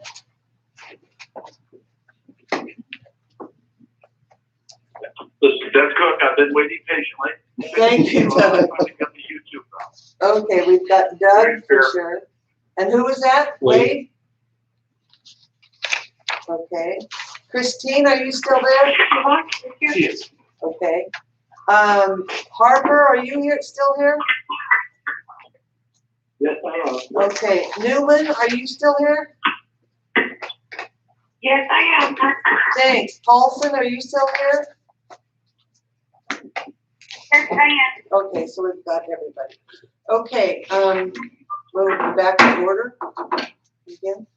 Okay, first thing I'm gonna do is I'm gonna read, unless any of you counselors disagree, I'm gonna read the ordinances by title only. Okay, I'm gonna read 637 first. An ordinance annexing to the city of Lafayette the territory described in Exhibit A and mapped in Exhibit B, applying the R1 and R2 district to the annexed territory and withdrawing the territory from the Carlton and Dayton Fire District. That's ordinance number 637, ANX ZC 2020-01. Okay. Now I'm gonna read 638, an ordinance amending the city of the Lafayette comprehensive plan map and zone map to change the location of the low and medium density residential designation and the location of the low and medium density zoning district R1 and R2. Ordinance number 638, PCP ZC 2020-01. Okay, do we have any more discussion in this area? Then I'd like to close the public hearing. So the hearing is closed. So the next thing is, what is it? Close the hearing? Okay, Jim, I think you're on now. Thank you, Madam Mayor. And at this point, procedurally, what we will do is have a motion for each of the 4 applications. So what I'm looking at is the staff report for the comprehensive plan map and zone map amendments. And these are the pages in your packet, 32 to 107. So at page about 30, 42, about page 50 is the last page of the staff report. It is page 14 of the staff report. And there's a section in the middle of page 14 that says City Council action. And there are 4 options for the council, and then a sample motion for each of those options. The first option is what it sounds like the council has come to, and that would be to pass a motion adopting the comp plan map, zone map staff report with its findings and directing staff to prepare an ordinance approving the comp plan map and zone map changes subject to the condition of approval. And that condition of approval is merely saying these comp plan map and zone map changes are contingent on the annexation and the subdivision also being approved. So from that option, the sample motion that's also on page 14, and if I were to read this and then someone would say so moved, then that's how we could move this along and not take a lot of time.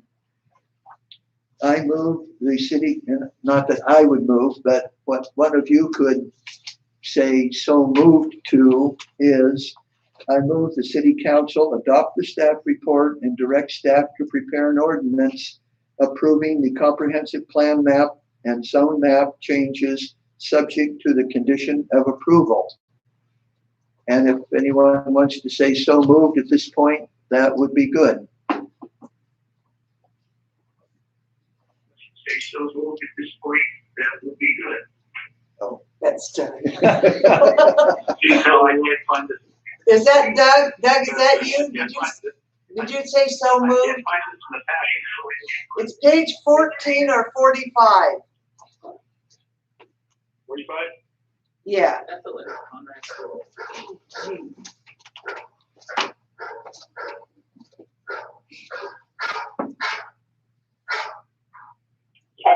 This is Chris Harper. Just let me make the motion. I make a motion, I move the city council adopt the staff report and direct staff to prepare an ordinance approving the comprehensive plan map and zone map changes subject to the conditions of approval. Okay, do I have a second? I'll second that. That's Doug. Okay.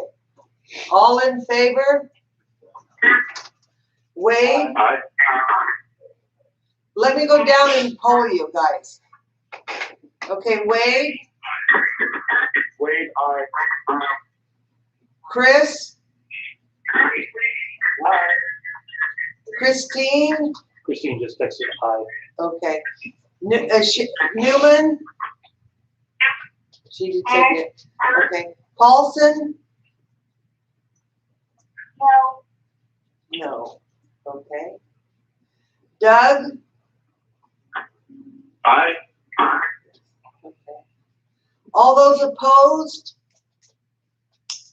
Which is Paulson?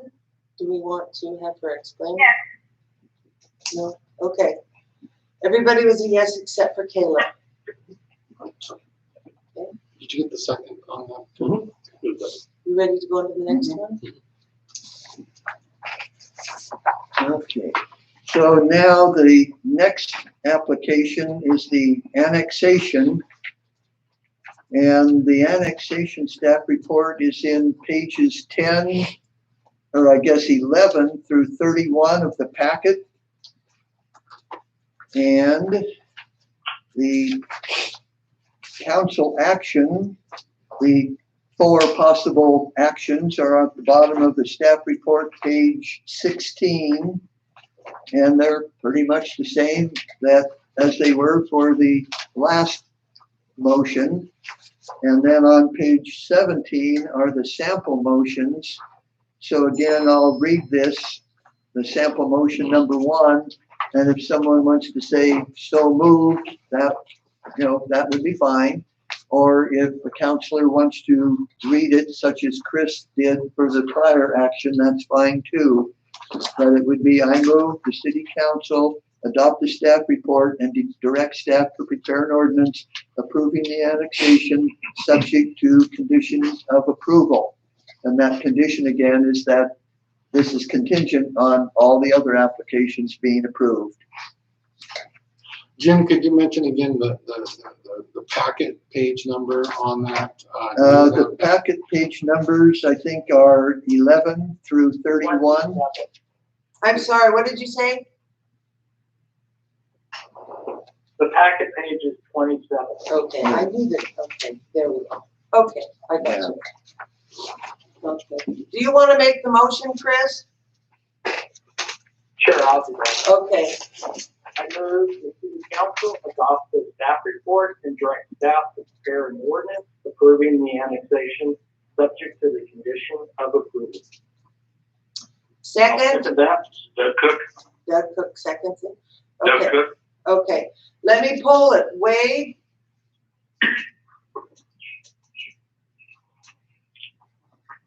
Wade? Yeah. Okay. Chris? Yeah. Christine? Councilor Brungart just texted me aye. Okay. Newman? Yes. Thank you. Paulson? No. Doug?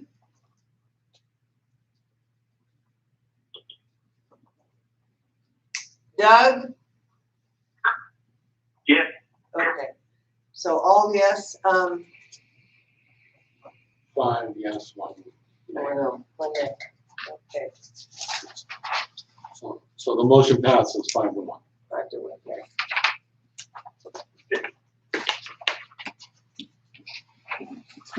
Okay, moving on then to the subdivision. And I should comment again that the comp plan map changes, the zone map changes, and the annexations have to be decided as a ordinance. And that's why we've had these two ordinances. And because one of the ordinances takes care of 2 actions, then we've got 2 ordinances for 3 actions. Now with the subdivision, that is done through a city council order. And that is a document that the mayor would sign. Once I've prepared it, I, of course, have already got a draft of it, but now that I know what has happened during the subdivision hearing and the discussion by council, I'll be able to prepare a city council order for the mayor to sign that reflects what has happened tonight. So on the subdivision staff report, let me get Is that page 45? Yeah, page 45 of the subdivision staff report is the standard city council action heading. And the first action is to approve the subdivision subject to conditions. And then on page 46 is a sample motion. And the first sample motion is, I move the city council adopt the staff report and direct staff to prepare a city council order for the mayor to sign, approving the subdivision subject to the conditions of approval. And there's about 50 conditions, as you're probably aware. And then based on tonight's discussion, along with being subject to all the conditions of approval in the staff report, a condition that reflects option C about negotiating for parkland would also be included. So if the councilor wants to make a motion to that effect, now would be the time to do that.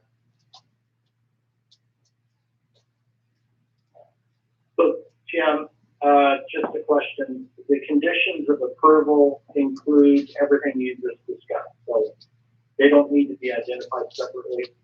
Correct. They're already in the staff report, except for this item added tonight that was the option C about negotiating regarding parkland. Do I need to identify that separately? Yes. Okay, let me give it a try. This is Chris. I move that city council adopt the staff report and direct staff to prepare a city council order for the mayor to sign approving the subdivision subject to the conditions of approval and negotiations for city park. Do we want to specify option C or? It would be good to mention option C because that's what the council was discussing tonight. Chris? Well, I'm sorry, I don't have option C. I mean, I was in the middle of a motion, so let's pull that motion back for a minute. I don't have option C before me, and I thought we weren't going to decide on an option, just that we had 4 options. We were going to just discuss that further. Yeah. Did we change something during the break? No. Option C, and these are the 4 options that Chris Goodell of AKS Engineering read each one. And the first one was to dedicate all of Track C to the city. It sounds like the council was not interested in that based on your discussion tonight. The next one was to have the applicant dedicate the part of Tract A, that is that open meadow area, and that did not seem what the council wanted. Then option C was, and it's fairly short, so I'll just read it. The city can negotiate with the applicant to purchase finished lots at appraised real market value in the subdivision for public park purposes. And that, I think, is what the council decided would be a good path to follow.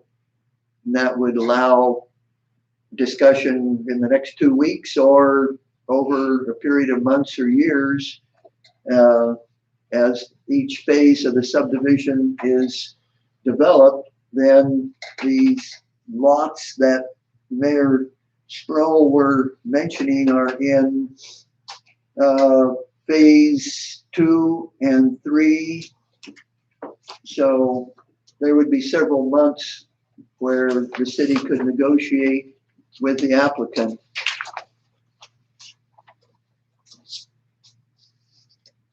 Okay, well, I'm not making that motion.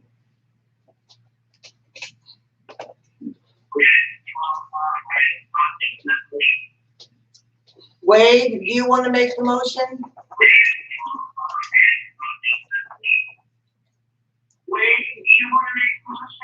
Well, I was going to, but there actually, after he read through part C again, there's a piece of it I don't know if I'm comfortable with, because it talks about us purchasing those lots, and I don't want to get us locked into that. That we have to purchase them before we explore all options. I would rather the condition just be that we reserve the right to further discuss the appropriation of park availability within the subdivision. Just a generic statement like that there's going to be further discussion, rather than saying that we have to purchase. Why don't we just, okay, Wade, yeah, this is Preston. I think that's a great idea. It focuses on the. Yeah, this is Preston. I think that's a great idea. It focuses on the. Wade, your suggestion to be a little more general is I think very appropriate to talk about negotiating for parkland within the subdivision, centrally located within the subdivision, and just keep it general like that. it's pretty simple. We can just say, condition of negotiating additional or negotiating park land within the subdivision. That's fine. Does that work, Jim? I Condition of negotiating parkland within the subdivision. Okay. Does that sound okay, Wade? Okay. I just want to make sure that's clear, because now you're saying. Yeah, that sounds fine. Do you want me to take a stab at it? Yeah. Now you're saying, yeah, that sounds fine. Do you want me to take a stab at it? Yeah. Okay, did somebody wanted to make a comment before I do the motion? Yes, Wade, correct. Thank you. So again, the way they worded that, you negate the opportunity to look at options 1 and 2, and you're stuck on 3, even though you're not purchasing. You're not going to look at tract pay anymore. So I just to make sure it's clear before you make that motion. Okay, does this work for you, Chris? Condition of negotiation of parkland. That doesn't specifically state anything. Does that work? Yes, I'm not Okay. Yeah, this is good. Yeah, I agree with that. Condition of negotiation of parkland. Thank you. You're welcome. So, Larry, do you want to make that?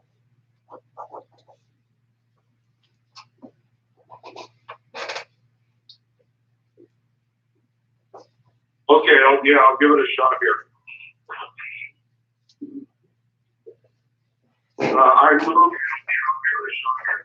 I move the city council adopt the staff report and direct staff to prepare an ordinance approving a comprehensive plan map and zone map changes subject to the condition of approval and the condition of continued negotiation for parkland within the subdivision.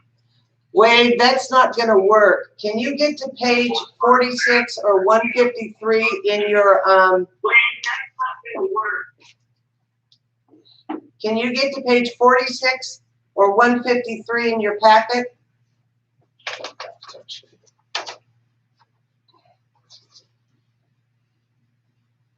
This is the motion right here.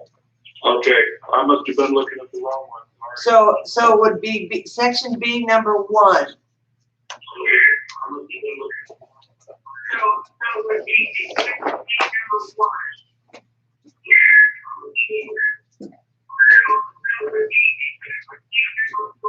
Jesus. I thought that's what I just read. If I could comment, what you just read related to comp plan map and zone map changes, what page 153 in the packet is talking about is the subdivision. So on page 153 of the packet, B1 would be move the city council adopt the staff report and direct staff to prepare a city council order for the mayor to sign approving the subdivision subject to the conditions of approval and including negotiation of parkland.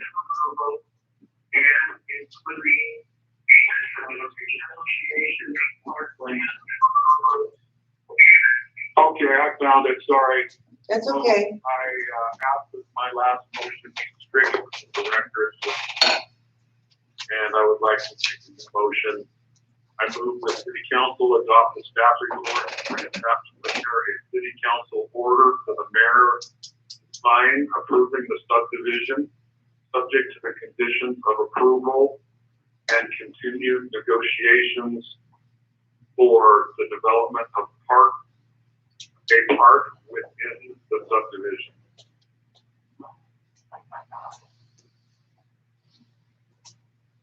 Okay, second of it? Do I have a second? This is Doug Cook. I'll second that. Okay, Wade, what's your vote?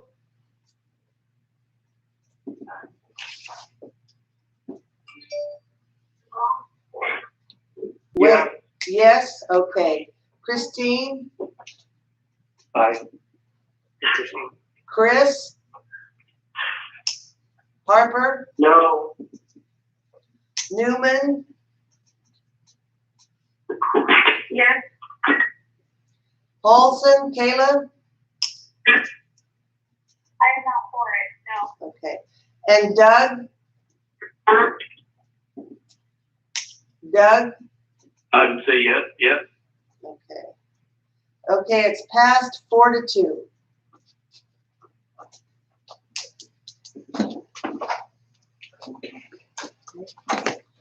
That finishes that, gentlemen. Thank you. Thank you very much. Thank you.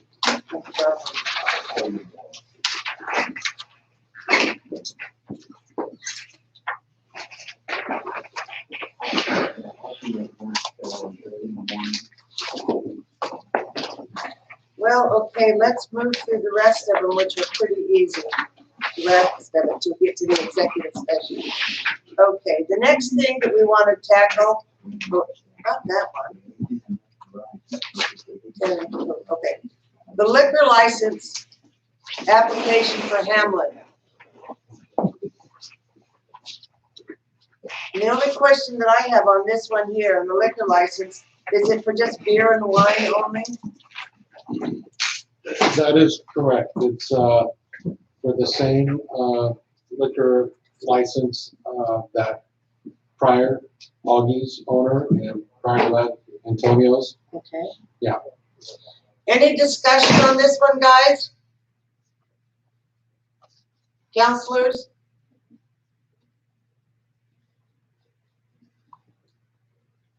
Hello? I have nothing. Chris, no? I have nothing. No discussion here. Okay, then can I get a motion?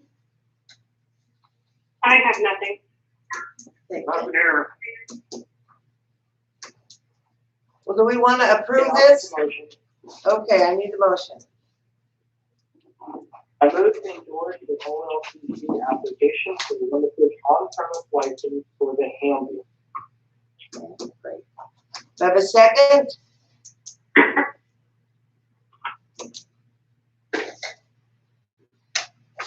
Chris? Did you get a second? Chris was the one that did the motion. Do I have a second? Yes, I'll second it. Okay, thank you, Kayla. Okay, Wade, are you in agreement with this? Wade? Yeah. Okay. Christine?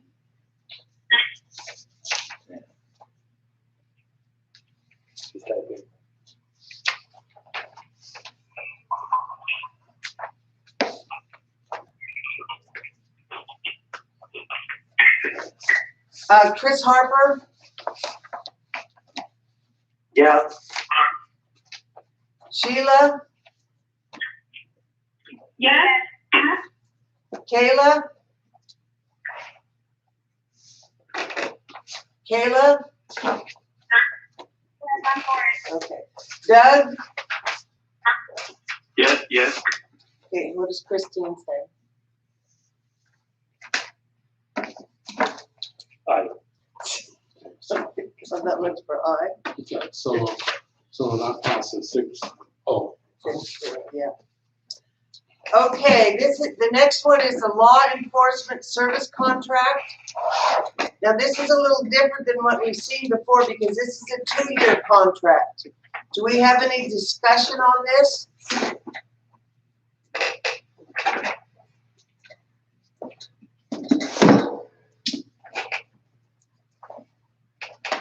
Anybody have any discussion? I have no discussion. Okay. Wade, do you want to say anything about this contract?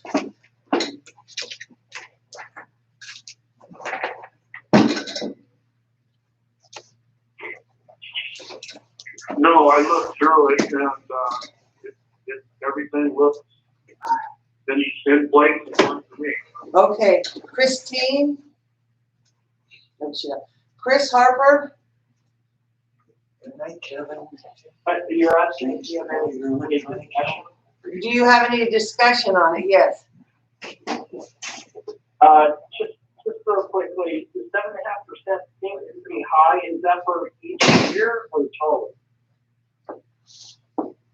Hi, Chris, this is Preston, and it is 7.5% increase for each year, which, as you know, that's above, CPI. And what we're doing is making up for all the years that we were less than CPI. So that's, this 2-year agreement runs to the end of their current collective bargaining with their deputies. It takes us through the end of that labor agreement. Okay, So Councilor Brungart had a question. that's all. Thanks. She does not object to the contract. However, we've traditionally done 1-year contracts. Why 2 years this time? Yeah, Christine, Councilor Brungart asked why 2 years now, and she's correct. We've only done 1-year agreements as long as I've been here. The only thing that's different this year is the county says, here's an option to make it 2 years if you want. And it's just a little bit of advantage to us, I guess, as a city, that, the price isn't gonna go down. We can lock into it for 2 years, but that's really just a minor thing. If you only have a 1-year agreement, you open yourself up to a few possible price increase. But that's the only reason, is the county offered a 2-year this year. You remember how they got in arrears with, paying market value for their deputies, and they got so far behind, people left, and we were having a tough time, getting with countywide coverage. So they kind of learned their lesson to be market rate on their labor agreements. So that's why we're playing catch up now for next year and the year after with 7.5% increases. But you could certainly want to go 1 year if you want. I don't think that's really going to change operationally at all. I don't think that's really going to change operationally at all. The 2-year just offers peace of mind that we're locked in to a price for 2 years. That's really all it does. And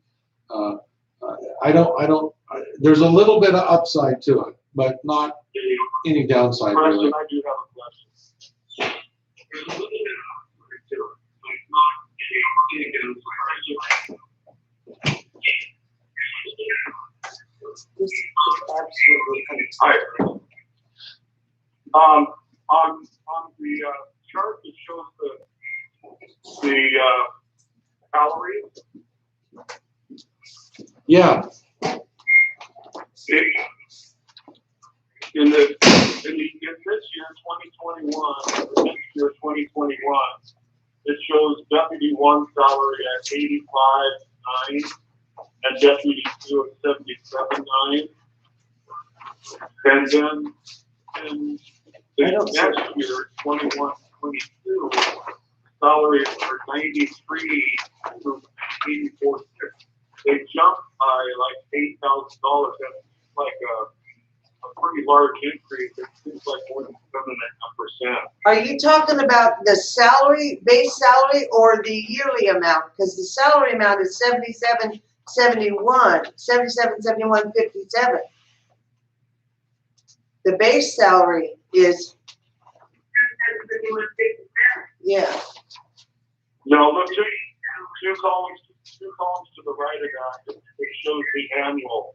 Right, that's the annual, but the first one only goes from 85 to 93. So that's only $7,000.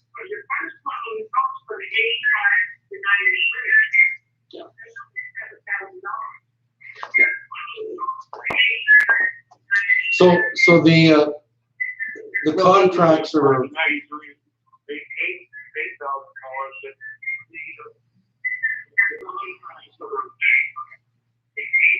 No, excuse me, you're right, it's 9,000, 9%. Yeah. Wade, this is Preston.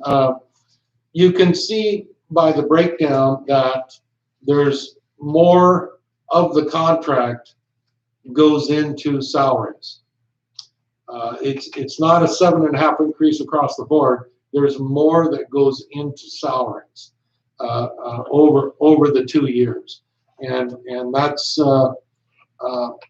part of them remaining competitive, and so it's that explains why the difference in salary.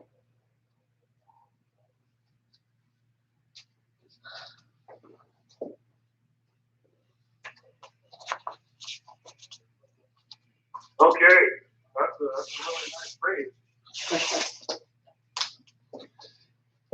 It is a nice raise, and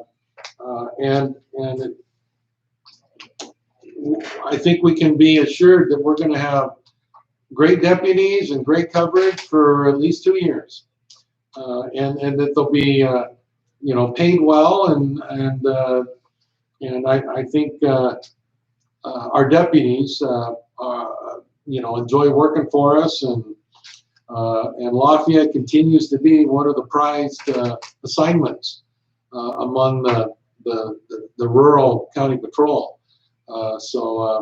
We're happy about that.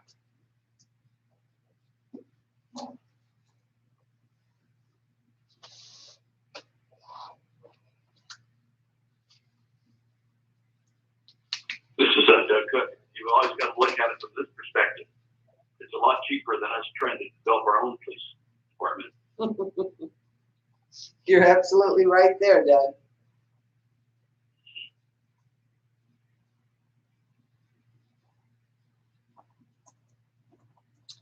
Any more discussion?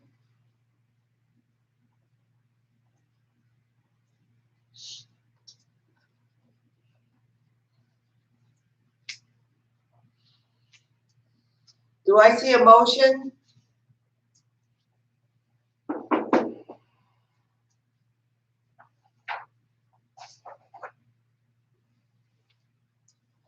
Hello?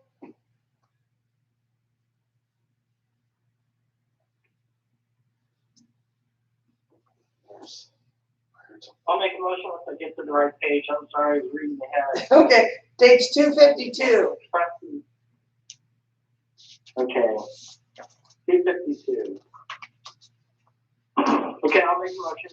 Okay, Move to approve the 2-year law enforcement services agreement with the Yamhill County Sheriff's Office in the amount of $323,785.72 for fiscal year 20 and 21, and $348,876.02 for fiscal year 2021 and 2022, and authorize the mayor to execute the agreement.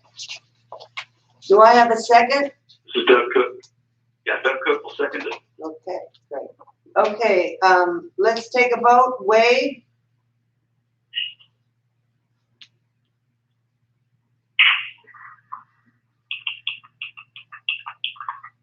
Yeah.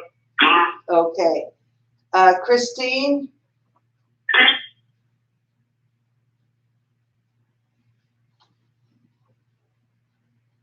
Aye.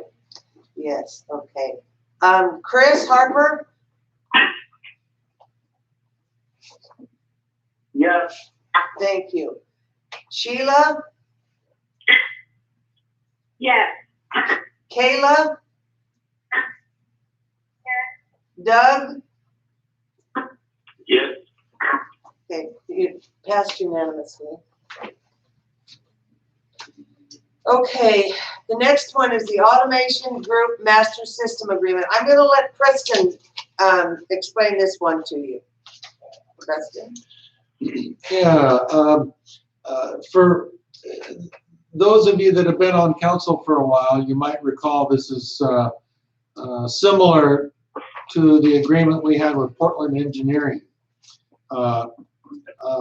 who's been our controls service provider and monitor and designer, and PEI is no longer doing that work for us except the monitoring.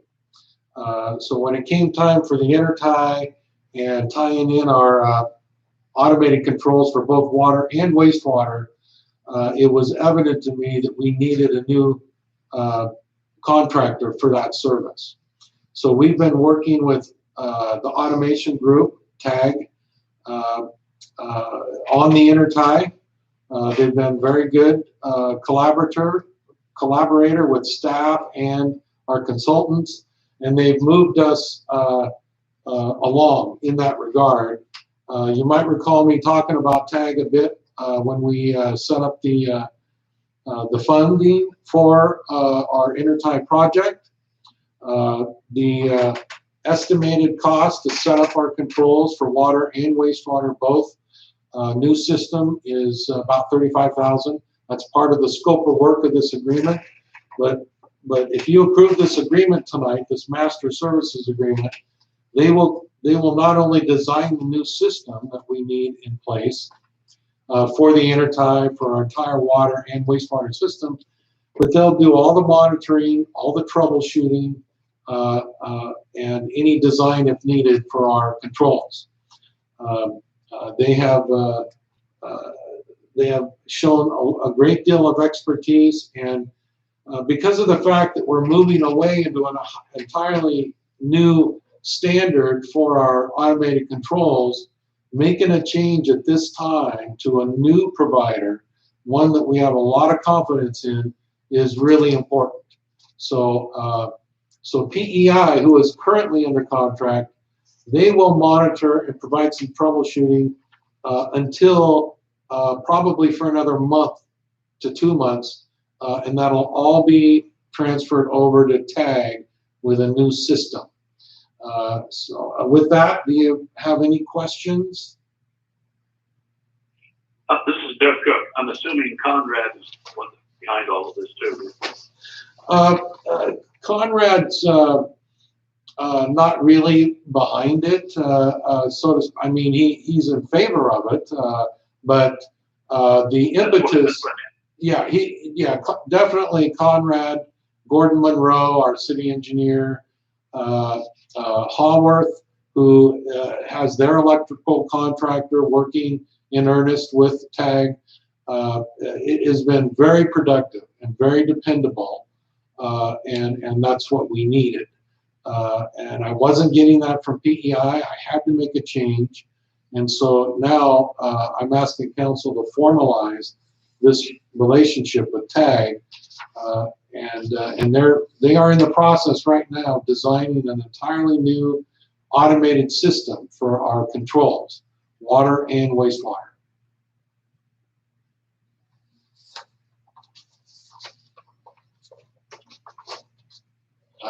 I might also say that they have offices.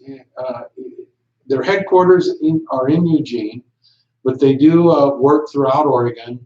And the fellow that will be monitoring our system and on call for troubleshooting, he lives in Salem. He's the one that's been on the ground working with our contractor and staff for the last about 2 months. So we feel that we've got really great service, and this is the company we really want to move to. There's not too many choices out there. This is very specialized work, and that's why we're just been impressed with them. And it's beyond my authority to go any further, and this is where I need council's support for a master services agreement. Are we ready for a motion? Well, is there any discussion from anybody about it? Chris and Doug, you are on the water committee. Yeah, I'm supportive. Yeah, I'm supportive. Okay. Then anybody else have anything?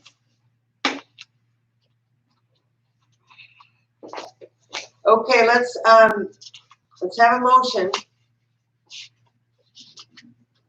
This is Doug Cook. I move to. Go ahead, Chris. That's all right, Doug. Okay, I'll do it. I move to approve the master services agreement with the automation group and authorize the city administrator to execute the necessary documents. Do I have a second? I'll second that, Doug Cook. Now, Wade, your vote?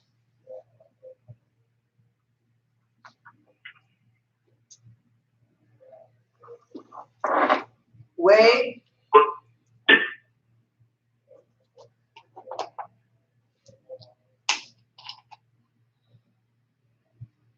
Wade? Yes, sorry, yeah. Okay, thanks. Chris? Yes. Christine? Aye. Sheila? Yes. Kayla? Doug? Yes. Okay. Passes unanimously. Okay. Now, the last one we have here is the merit raise for Preston. So you guys are the ones that are going to decide this. So let's hear about your discussion, what you think. It's up to 4%.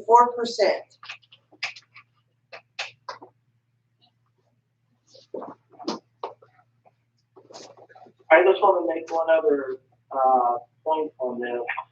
Preston was going to be part-time for his final year with the city. Yes. And although we understood that, he is now, will be full-time to the same date, January 31st, 2023. So I think that's just good for the city. I understand the part-time and the advantages of it, but I think that's a benefit to the city that we gained by this agreement. The reason that was done was because of what PERS has done. Whether he has to go full-time, part-time or full-time, we have to pay the full PERS on him. So he decided to go full-time for the last year. Now, what I've asked him to do in the next 6 months is to outline a transition year for us. So we know when we budget for that year that we know how many people we're going to have to budget for as far as overlap to get him out the door and the new person in it and the system administrator and the assistant. So he's going to give us a transition type of a plan for that year.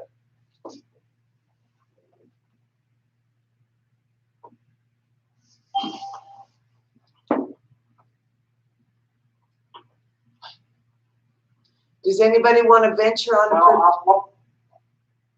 I'll go ahead and start this off. Preston really does an amazing job. He's got it in that when we gave him the review, that's what we determined. I don't have any problems with going to the maximum 4% for this year, as we've done it many times in the past. Okay. Any other discussion? I would support that. Okay. How about the rest of you? Any more discussion on that? This is Christine. Can you guys hear me okay? Yes. Okay. I decided I owed it to Preston to call in to participate in part of the conversation. Well, welcome back. And doesn't cut me off again. Thanks. This meeting aside, I'm going to pretend like this meeting didn't happen in the communication and the setup. This has been frustrating. But aside from that, Preston has done quite a bit for us, and he has worked diligently to make sure that the intertie and the fire station are still in process through everything that's going on with COVID right now. And I know that this is no small task for him and Kevin also. And I support the 4%. Thank you. Wade, what do you think?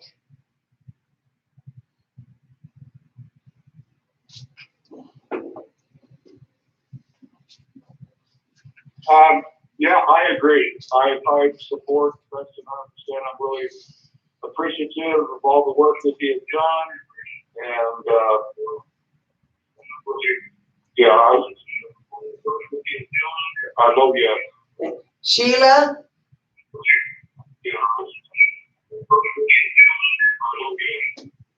Anybody vote yes? We're not voting yet. I'm just asking if you have any discussion. I didn't have you on hearing. In a minute, we'll get you vote in a second. Kayla? Okay. I support the council's position. Okay. Okay, then let's go ahead and, somebody wants to give me a motion? Yeah, I'll do that. Okay. I'm going to approve. Yeah, I'll do that. I move to approve the city administrator agreement.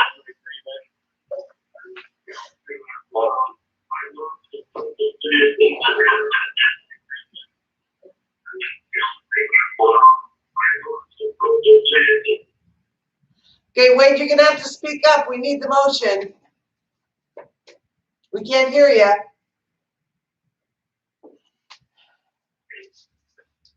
Okay, I move to approve the city administrator employment agreement with amendment number 8 and a one-time merit compensation of 4%, which equates to $4,020.96, and it's payable with the first paycheck in July 2020. Okay, who's gonna second it? I'll second that. Doug seconds it. Okay, vote, Wade. Are you gonna vote yes?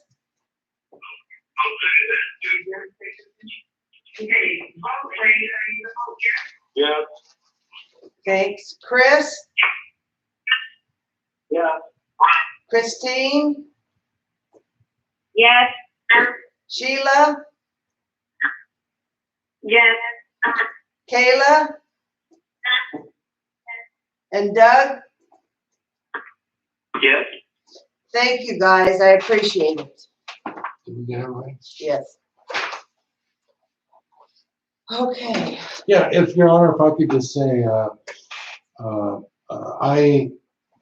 regarding this meeting,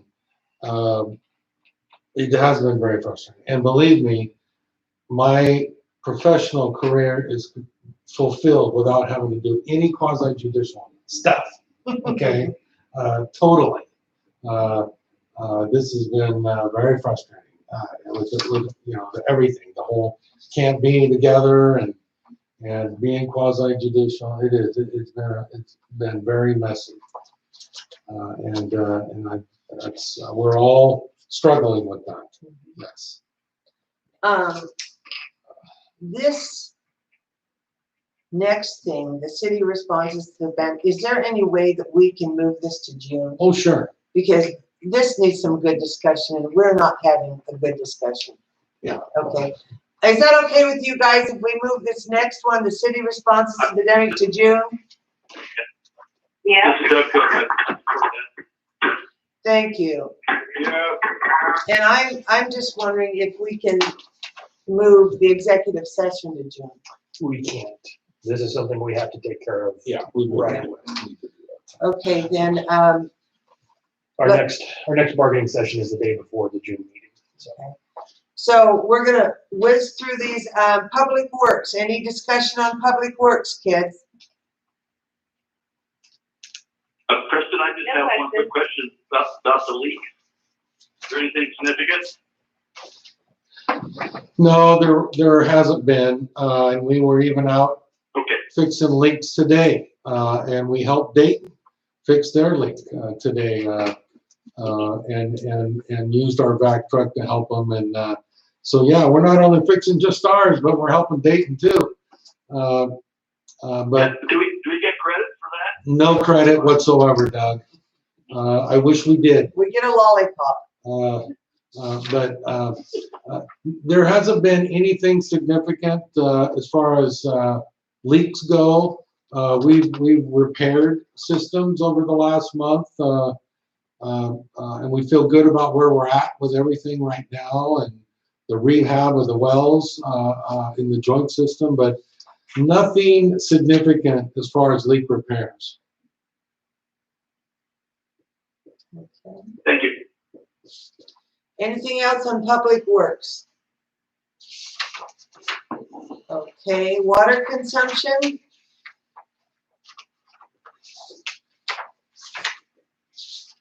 Thank you again, Doug, for the lovely grass.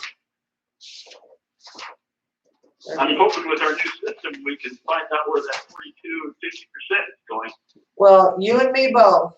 You and me both. Okay, the fire department.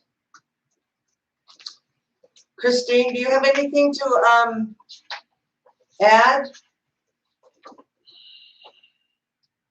No, nothing to add to Terry's report. They're doing fire testing right now. They've got burn alerts throughout the county.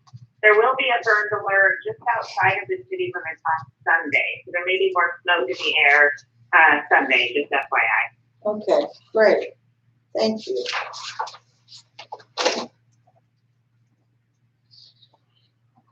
Okay, administrative. Well, thanks, Your Honor. A few things. you probably noticed a lot of construction folks downtown lately. Yes. Those are all an ODOT contractor. What they're doing is marking our line. So last week, the ODOT determined that that if we have to relocate our line on the north side of Highway 99, that ODOT will pay for all of that, and even any of our engineering time that's needed. So they're out potholing the cover and the depth of that water line throughout, and that'll be part of their bidding when they do the rebuild next fall. By that I mean 2021. So that's all really good news. That's still moving forward.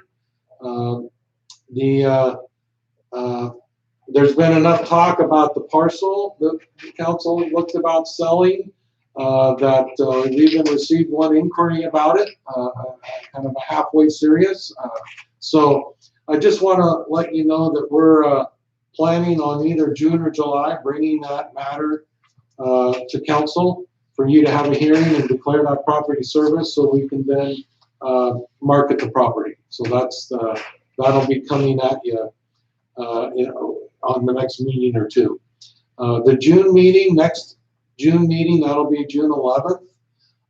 That's already a big agenda with all of the budget related legislation, the ending the fiscal year and adopting the new fiscal year budget. And now you've got follow-up from the land use hearing tonight. And it's going to be a very busy June and July meetings. So that's coming at you. The ASR program, this is our Aquifer Storage and Recovery System. We have come to the end of that because of flows and all. We've gotten all we can in there. Unfortunately, it's only about 7.5 million gallons. So next week we'll be preparing all the samples and sending it to the state so that when we do need to use water this summer, we'll be able to do that. But unfortunately, the ASR program's over for this season. We are in the middle of a public comment period, 35-day comment period right now that ends late June regarding our 5-year discharge permit renewal, and this is under the National Pollution Elimination and Discharge System permit we have that's required through DEQ and EPA. So we are in the middle of that discussion period. It comes up every 5 years. We've submitted comments. We'll see if there's anything in the public, and but we figure we're going to be getting our all of our new conditions based on that, and we fully expect being classified as a level 3 facility. You might remember I talked about that in our budget presentation a little bit. There's a lot of costs associated with that. But it's all been budgeted to account for that. So anyway, that's in process. I received a new facade grant application. It's very rough. It's so rough, it's really not an application, but I'm working with the Carniceria on some really great ideas that they have. I think that he needs some architectural help. So I'm going to point him in that direction, but I think we'll have a real nice completed application that we can act on for a new facade there for the entrance there at the Carniceria. A couple more things. We've got another RV that's possibly an orphan. It's up on Washington Street. The deputies have basically done all they can. If it's not relocated by Monday, then we've got another orphan on our hands. Unfortunately, that's it's going to take some city money to get that out of there, but that would be our second one, and so that's already been tagged and everything, and hopefully the owner will come around, whoever the owner is. As you might be aware, the DMV doesn't have the best records on especially things like RVs. So whether those are even accurate, we have no idea. But anyway, we might have another orphan on our hands. I want to let you know that on June 5th, that's a Friday, there's going to be a vehicle parade to honor seniors graduating in McMinnville. These are Lafayette residents that are seniors that are graduating. So through the sheriff's office, they've organized a real safe vehicle parade that evening that'll go through the city and create a few memories for these seniors that are really being denied a great graduation event. And so it's nothing the city's involved with, but we're happy for them, and thanks to our sheriff's office, and congratulations to those Lafayette seniors. The last thing I wanted to bring up is I've been approached by a citizen who would like to donate $1,000 anonymously to help other Lafayette residents that are having a tough time paying their utility bills. And I just think this is really a wonderful, wonderful gesture. I think that we can accept money for utility bills for anybody, but what I'd like to do with this, and he wants us to act right away. So I said I'd call you tomorrow. I'll call him tomorrow and let him know. But what I'd like council to do is to authorize me to set up a donation program that would assist people that are delinquent in their utility bills. And there's a lot of reasons why this could be really good. Number one, it can be publicized and other people could jump on board. His philanthropic gesture can perhaps spur others to join. And we can also apply for assistance if we have a program set up that can assist our utility customers in this way. Other cities have tried to seek funding directly from the state or the feds, and well, they can't replace lost revenues for the city. And that's really what our enterprise funds are. So if we have a different program set up, we think we might be eligible for those, as well as just publicizing this opportunity for folks to help their neighbors. And it can just be one more innovative way that we can assist those that are really hurting during this time. So does council, would you like to discuss that a little bit more, or somebody make a motion just to set me loose on that and to set that up and implement it? Mayor Sproul and I discussed that a little bit today. But anyway, what do you think? I think it's a great idea. I don't know if we need a motion. I we agree. just I need think a it's direction. very generous, and I say free reign, have at it. Okay, well, I would need a motion because it is using funds a certain way. Donors can remain confidential if they want, but who benefits would remain confidential. That has to be part of the program. And so I would implement under my administrative regulations and provide for that protection of confidentiality and acceptance of funds. But I would need a motion to do that. And I'm sorry to kind of spring this on you, but it really did come up recently, and we need to act really to take advantage of the goodwill. Okay, why don't you go ahead and make the motion and somebody will say, so stated.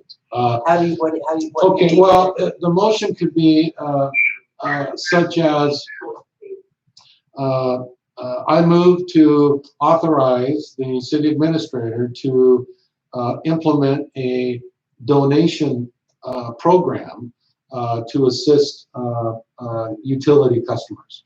That's all I need. So moved. Okay, who's gonna second it? Chris, so I'll moved it, second it. and Doug moved, okay. Wade, are you in on it?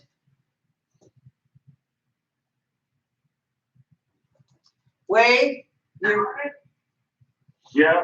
okay. Chris, Yes.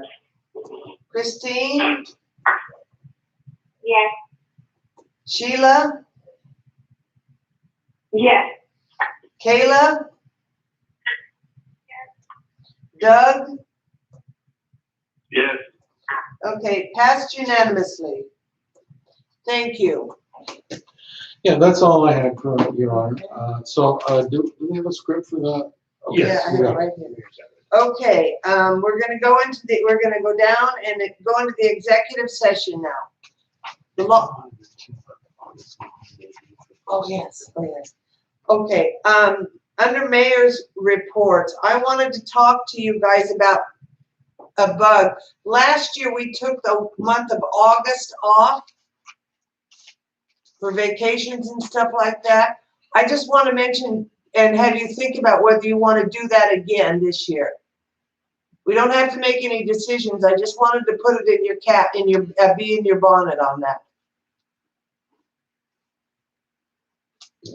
People are starting to make plans. Yeah. You know, so we'll bring up probably July Yeah. meeting. And, We'll bring it back up in July, but you guys can think about it. Did everybody hear that? I heard it. Just Doug. Yeah. I heard Okay. it. Doug Cook. Okay, that's all I wanted to say as far as the mayor goes. Okay, we're gonna go into the executive session here. I'm gonna read the script. The Lafayette City Council will now meet in executive session for the purpose of conducting discussions and deliberations with persons designated by the governing body to carry on labor negotiations. This executive session is authorized by the terms of ORS 192.660(2)D. All members of the audience are asked to leave the room. No formal decisions will be made in the executive session. For those watching the meeting via YouTube stream, this will be the end of the streamed portion of the meeting. At the close of the executive session, the council will return to open session and adjourn the meeting. Thank you.